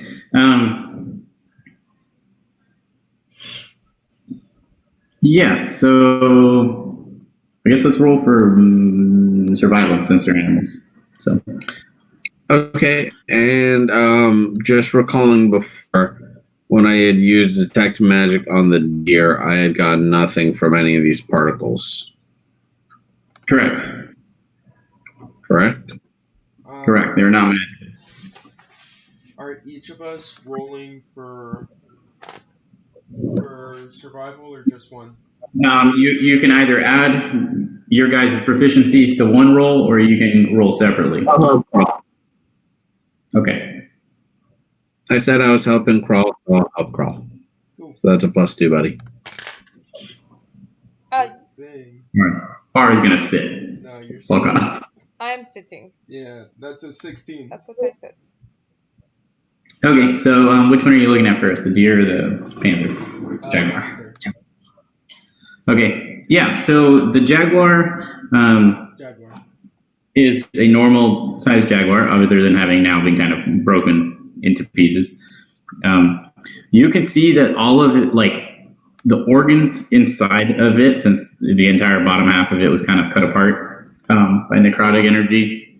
A lot of the organs are either just gone or have started to necrotize pretty intensely. They're kind of just turning into this like indigo liquid and just like liquefying on the ground. Of note, the jaws of the jaguar, like the teeth and stuff, have this kind of same indigo like powder all along the teeth, and have almost like hardened the teeth. It looks like they formed like calcites all along the teeth, making them bigger and sharper. And having seen the jaguar literally bite through a rock and also just shattering all the bones in the bear's shoulder, you can tell that they're quite strong. Other than that, it looks like a normal jaguar. Other than this kind of like, when you kind of move the fur, you can see like these little indigo veins running all along it. Are they pulsating, or are they like? They're not pulsating, no. Like it's there.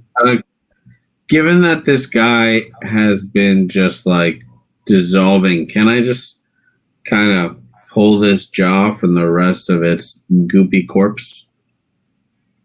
As you pull on the jaw, the gums and stuff of the jaguar do kind of like break apart a little bit, but you can see that the jaw itself is held together by essentially like an indigo skeletal structure going into the skull. So does that mean that it's held to the skull, or it's... Correct, yes. Okay. Can I try pulling harder, see if I get the whole skull out? Sure, roll for strength.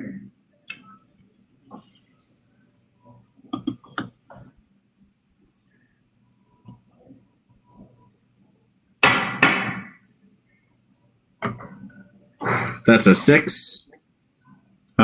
Yeah, pull as you might, like it seems that the bones and stuff like that from within are legitimately being reinforced and strengthened by whatever this indigo powder that is coating them and calcifying on them is. Do you want me to try, Rayla? You're welcome to give it a try. It looks like it bit something, though, and whatever it is, likely spread this whole thing through it. Interesting. Yeah, I'll give it a shot. While he's doing that, can I check the jaw of the deer to see if it has a similar thing going on? Yeah. So the deer does, you can see from parts of its skin that are kind of slawed off, the same purple veining going throughout. And its antlers have, in that same way, kind of calcified. You can kind of see the tentacles hanging limply around, like wrapped around the antlers like vines, although now the skull is crushed. So do I add the strength modifier? Sure, if you want to. 18. Okay. As you pull onto the skull, like some of the skin and stuff of this jaguar begins to slaw off. You can see that all of the bones in this thing's body are essentially being almost like welded together by this indigo dust thing. So it is very, very difficult to break these things off. Like all these bones are like fusing together, and all the cartilage and stuff and joints and tendons between them that kind of hold all these bones together have basically the vine material, that really like thick spongy material, is holding them together. Almost like the entire skeletal structure is being replaced by whatever this stuff is. Is there access to the ocean? Like, In this cave? Yeah, well, I know that we were nearing the ocean. Yeah, you have not seen any ocean yet guys, in this cave.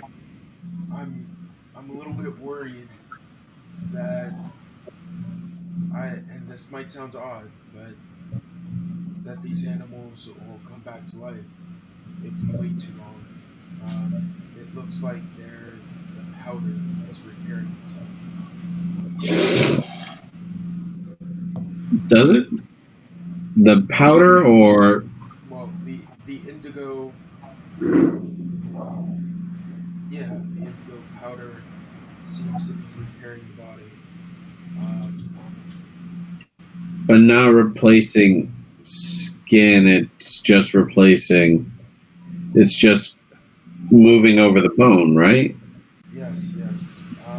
It's moving over the bone, but we did see these two animals, or I assume that we saw these exact two animals dead previously, and somehow they got up and walked away, unless another miracle, again, Rayla then found. Sure. But it begs the question what they were doing down here. On top of that, I completely agree that we should investigate the area and find out what they were doing. I feel we should do it sooner than later. yeah. All right, let's go check out behind here then. Is there any, like, large rocks? Are there any boulders around here? Can Yeah, I you're in a break cave. off There's one of some rocks. these? You can certainly break a stalactite or a stalagmite off with your warhammer. Yeah, can I break one of them off and just impale the. Actually, can I pick one of these bodies up and just, like, shish kebab these motherfuckers? Sure. So you On want to top of run us, a stalagmite through its torso? Precisely. Yes. Easy enough. They're not moving or anything, so they're also not particularly heavy, being a panther and a deer. So, and also with most of their muscle tissue and skin off, I'm sure they're a little lighter. So yeah, you can pick them up and impale them through like the stomach chest region into the stalagmite. Anyone you prefer to be on the bottom? The panther. Yeah, that's fair. All right. Okay. Cool. How long have they been doing this for? 15 minutes. It Okay. takes me 2 minutes to shish kebab an animal.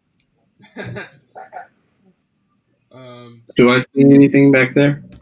Because they were both chilling back there. So I'm just. So along this column in the cave, kind of from where they were, you can see. So the column itself, is just kind of like this limestone or calcite dripping, and has like water running down a little bit on the side, and you can see kind of like a patch of like indigo growth on this column. But it's pretty much just like a splotch of it, maybe like this big, just kind of on the column that is otherwise, kind of a white yellowish color of calcite.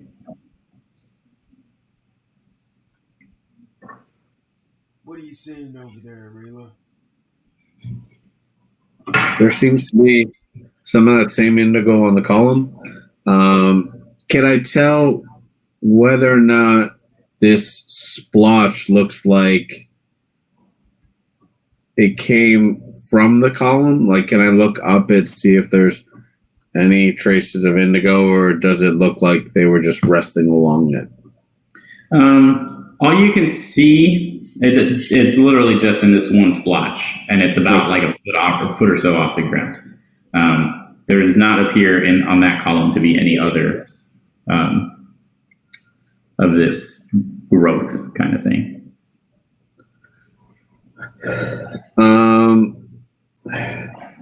Seems like they got some of that indigo on the column. There's a patch of growth, and it looks like it's crystalline. This growth. Mike? And Oh, I'm sorry. You did it in character, so I wasn't sure if you were asking me a question. Sorry. It's kind of spongy, actually. so, do we see any tracks basically from the animals that they basically rubbed off the mush on them on the column? It doesn't look like the column got it from something else, I'm sorry. Say it one more time. does it look like the column was already oozing it, or already had it from a different thing, or it came from those two, those two? And I'm asking from the standpoint, like, if I look down and look at the look for tracks, for example, or something like that, would it indicate that something like that happened? So you don't see any tracks, nothing like purple steps or footprints or anything across. Otherwise, it's a cave rock floor. So there's no real presence of tracks. The splotches are self-contained. They're not growing or evident anywhere else. They're not even like, it's not even like patches of it. It's literally just one like small mass there. So nothing that would indicate, I mean, yeah, that's pretty much what it is. I healed for 17. Oh, nice. Okay. Are you guys taking a short rest then? Is that what you guys are doing? That's what I've been doing. I've been trying to short rest while they've been doing this. It's been like 15, but Yeah. Which is fine. Once the hour is up, you let me know, and I want to do something. yeah. Are you gonna short rest then, guys? Can I cast Identify on that splotch? Sure. Let me look up what Identify says. It specifically works on magical things. Yeah, you can cast as a ritual, I'm guessing. Yep. That is 100 gold spell component. Oh, right. As a ritual, do you need that? Right. I'm not sure. Yep, you would. So you do not, however, actually roll for Arcana. If you need to roll. So. Okay.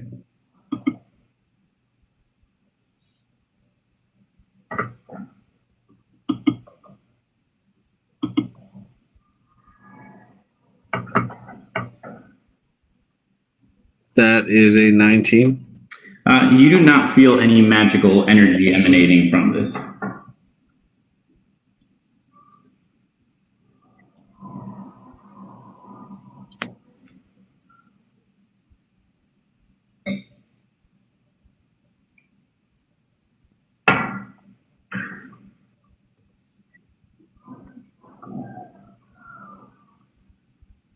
All right. So at least we know it's not magic.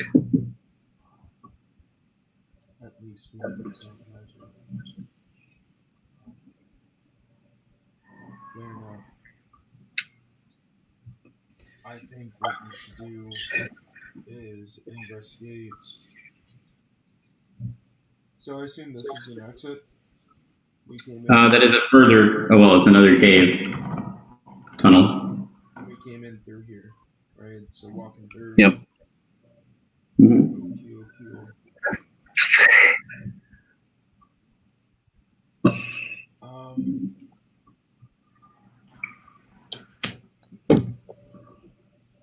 What do you guys think of me tapping this with my warhammer? The one patch.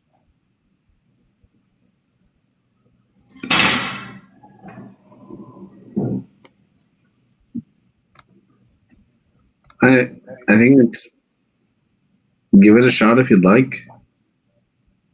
You're not a bear. You can talk. No, but I'm a bit tired. If you're going to heat that, I'm going to move away then. And I'll just go there. Yeah, I'm gonna tap it with my warhammer. Yeah, tap it with your warhammer. Move to it. I'm going to tap it with my warhammer. Yeah, as you just kind of tap it with the tip of your warhammer, it appears spongy and a little like kind of flaky. Like some of the ends of it kind of flake off as you scrape it a bit. Gross. Do the flaky ends look like the crystal? Like the indigo jaw crystal? They do. Well, they look more like the stuff that you guys found inside the fish and the deer and the scratch marks and stuff. So they're a little like softer, almost like a kind of like a dust.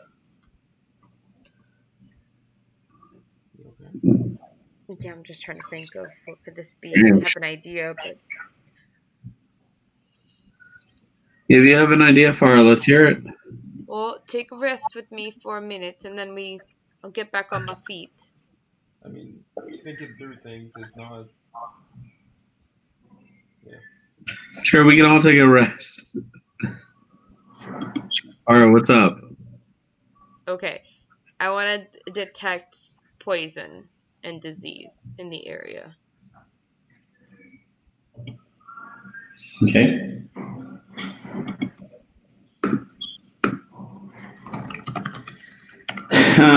If we're all going to short rest, let's do that first. So Farah, you healed for 17. Yeah. Okay. Rayla, you're back down to 14, right, for armor class. Are you going to use any of your hit die? Yep. Back down to 14, and I am now back up to 20. Okay. And Crawl? Hold on one sec. That's 7. Ooh. So that doesn't really help me all that much. That's 19. You had 2? So I'm back. To 20. So you're at 19, so you're back at 28? Yeah. Okay. It's bear time. Not bear. It's locking time. All right. So, Farah, where are you going to? I'm guessing you're doing this as a ritual or just as a spell slot? I think it's a spell slot. Can I do it as a ritual? Well, it says ritual, so you can Cool. do it as a ritual, and it does not use a spell slot. Is that correct, Rayla?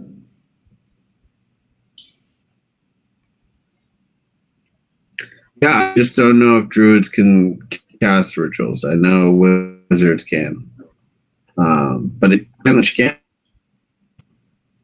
Oh, I don't know. Let me look it up.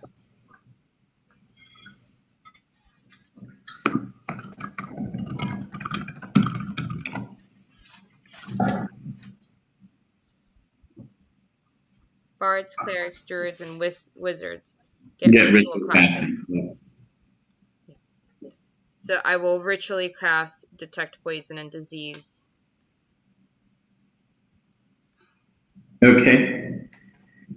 I'm trying to think how to phrase this.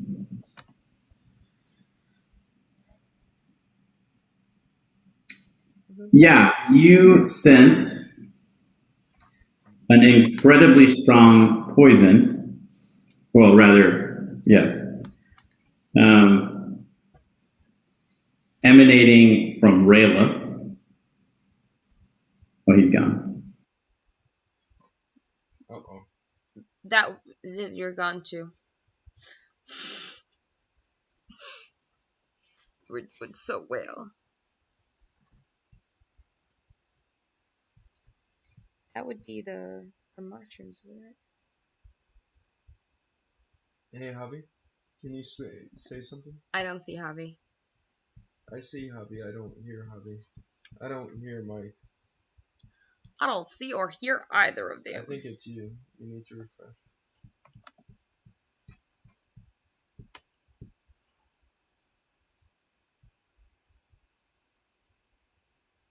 ritual. Hey, What did I do? how'd your ritual go? I don't know. You tell me. Yeah, so you can detect some poisonous creatures emanating from Rayla. From the mushrooms? From her backpack, you can detect numerous poisonous creatures. Okay. Can I identify the kind of creature? Yeah, so firstly, there is the Arachnus philargus mushrooms in there, which are poisonous. There is also a small spider in there that is incredibly venomous. You just haphazardly grabbed these mushrooms and threw them in the backpack. And there is no other poison or disease present in the cavern. Rayla, can we take that bag off of you, please? Just for a few minutes. I think Sure, there's do a. you need me to grab something in it? No, I need you. I need you. I really need you to take it off right now. I'm quite concerned that there's a. Or do you want to be holding the bag for her? I want you to put it on the floor, please. Well, we shouldn't leave it behind. It has all our stuff in there. Well, I was very excited for this to be a side quest when someone grabbed an item from this and immediately became super poisoned and was unable to be alive for more than 2 days. just put it down, please, Rayla. We'll try to see if we can get the spider in it to scurry out. There is a very highly spider in it, I just dangerous, dropped the bag. poisonous spider sitting in there. Okay, we have to get it As out. soon as you said spider, I dropped the bag and I stepped back. What? There's a spider in the bag. There is a spider in the bag. How did that happen? Must have been the mushrooms that help you Must with have been poison. the food, And Farah like looks away like, uh-oh. Oh, so we put the spider in the bag.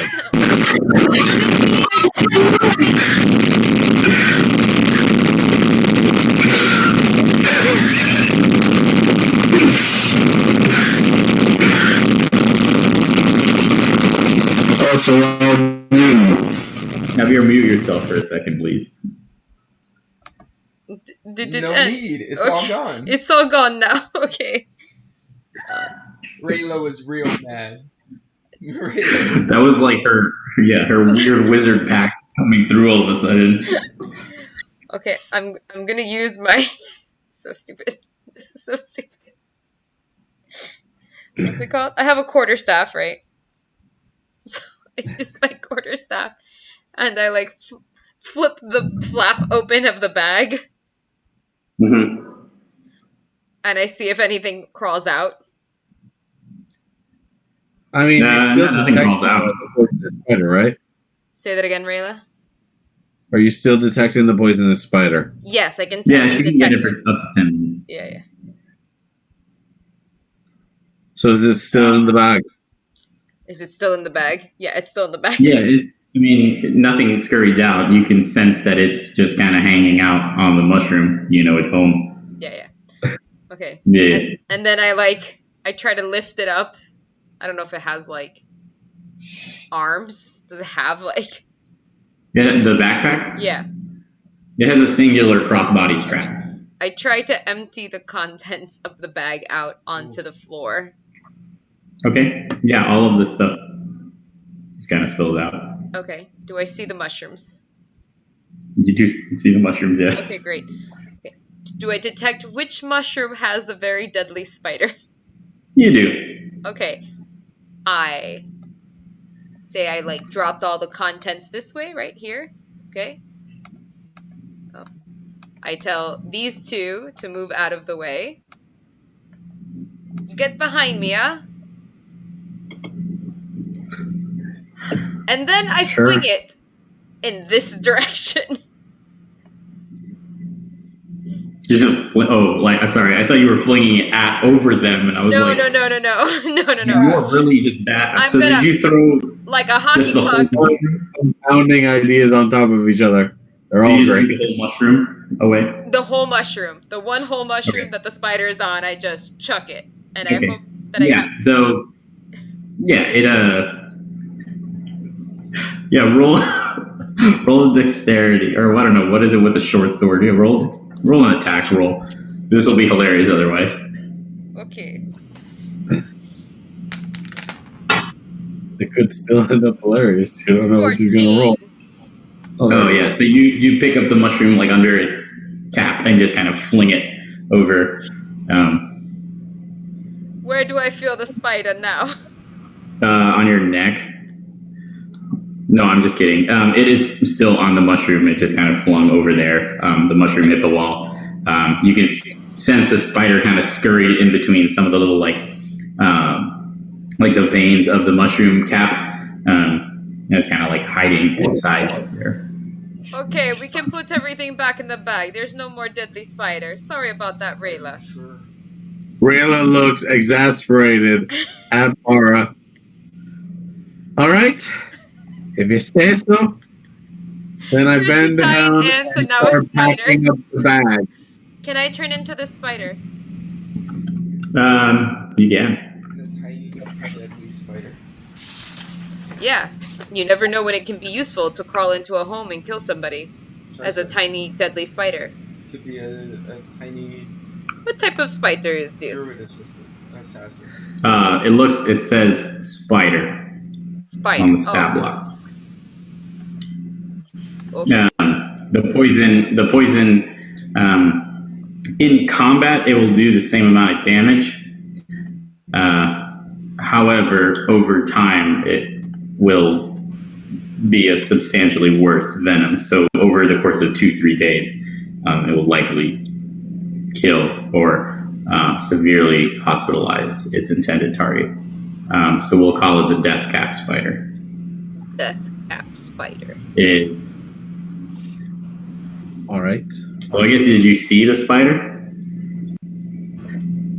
that's actually a very good question. Tell me. Very good question. I mean, you can go investigate it if you want to go see it. I don't want to actually. If I saw it, like, scurrying around, cool. If not, I'm fine.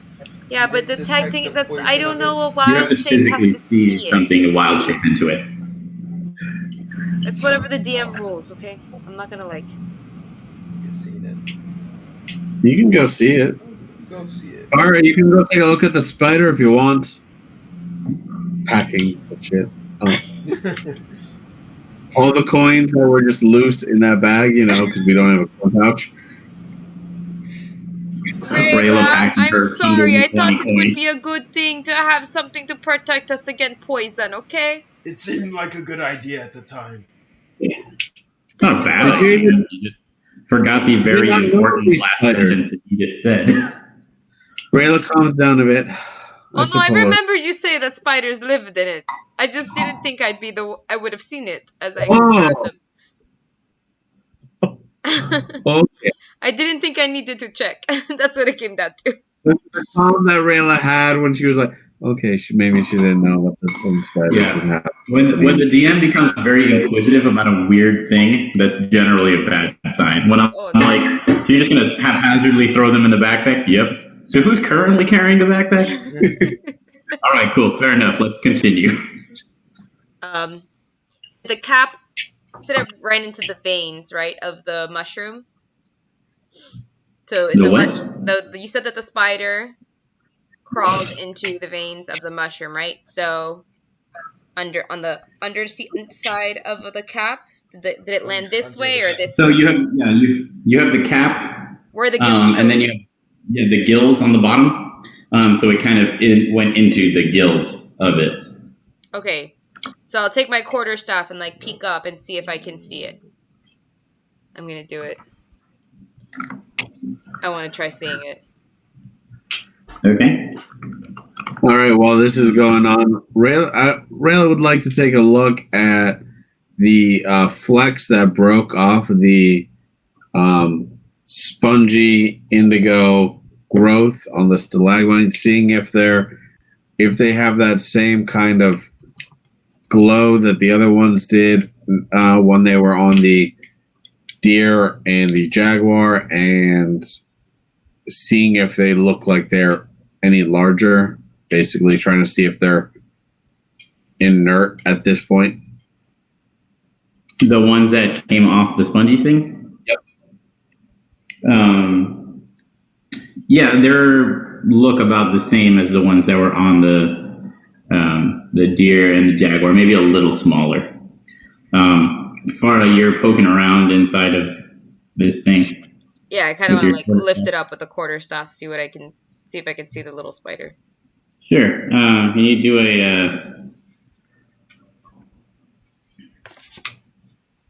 a sleight of hand? I guess if you're kind of very maneuvering. Yeah, so you kind of poke the quarterstaff or through the gills. I mean, this thing is, all of this big, so it's not exactly a finesse job. As you poke the quarterstaff through the gills, you do see the spider because it is running up the quarterstaff towards your hands. I drop the quarterstaff and I move away. Okay. I assume it'll crawl back into its preferred hole of the mushroom. So, it makes it about halfway up the quarterstaff. You drop it, and it kind of, how spiders do when you startle them, that they just freeze up and just stare into your soul. Yep. Yeah. Can I chill touch the spider? Yeah, sure.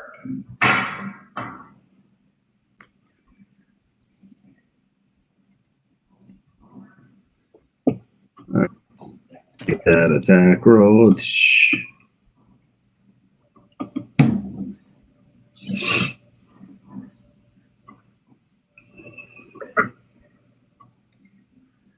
$24. It hits. Nice. It's a spider. It has 1 health.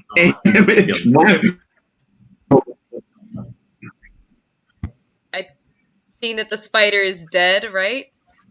Yeah, I mean, this wave of necrotic energy hits Great. this spider. I pick up the quarterstaff and the mushroom. Okay. And I walk back to them. You don't want to bring the spider too far. No, it'd be okay, Rayla. Imagine all the eggs inside that mushroom. Just damage the fuck out of one of them. It's fine. Remember that I have an intelligence of -1, so sometimes things are just done because Farah is not the smartest. She's wise, but she's not intelligent. So She's got street smarts. street smarts. Well, do you guys want to call it here since 10:15? Yeah. And you guys just spent half an hour fighting a spider of CR0? Yeah. Sure. I'm sleepy. Me too. All right. I've also kind of run out of just making shit up on the fly juice, so. That's fine. Yeah. Are we? What the fuck was this?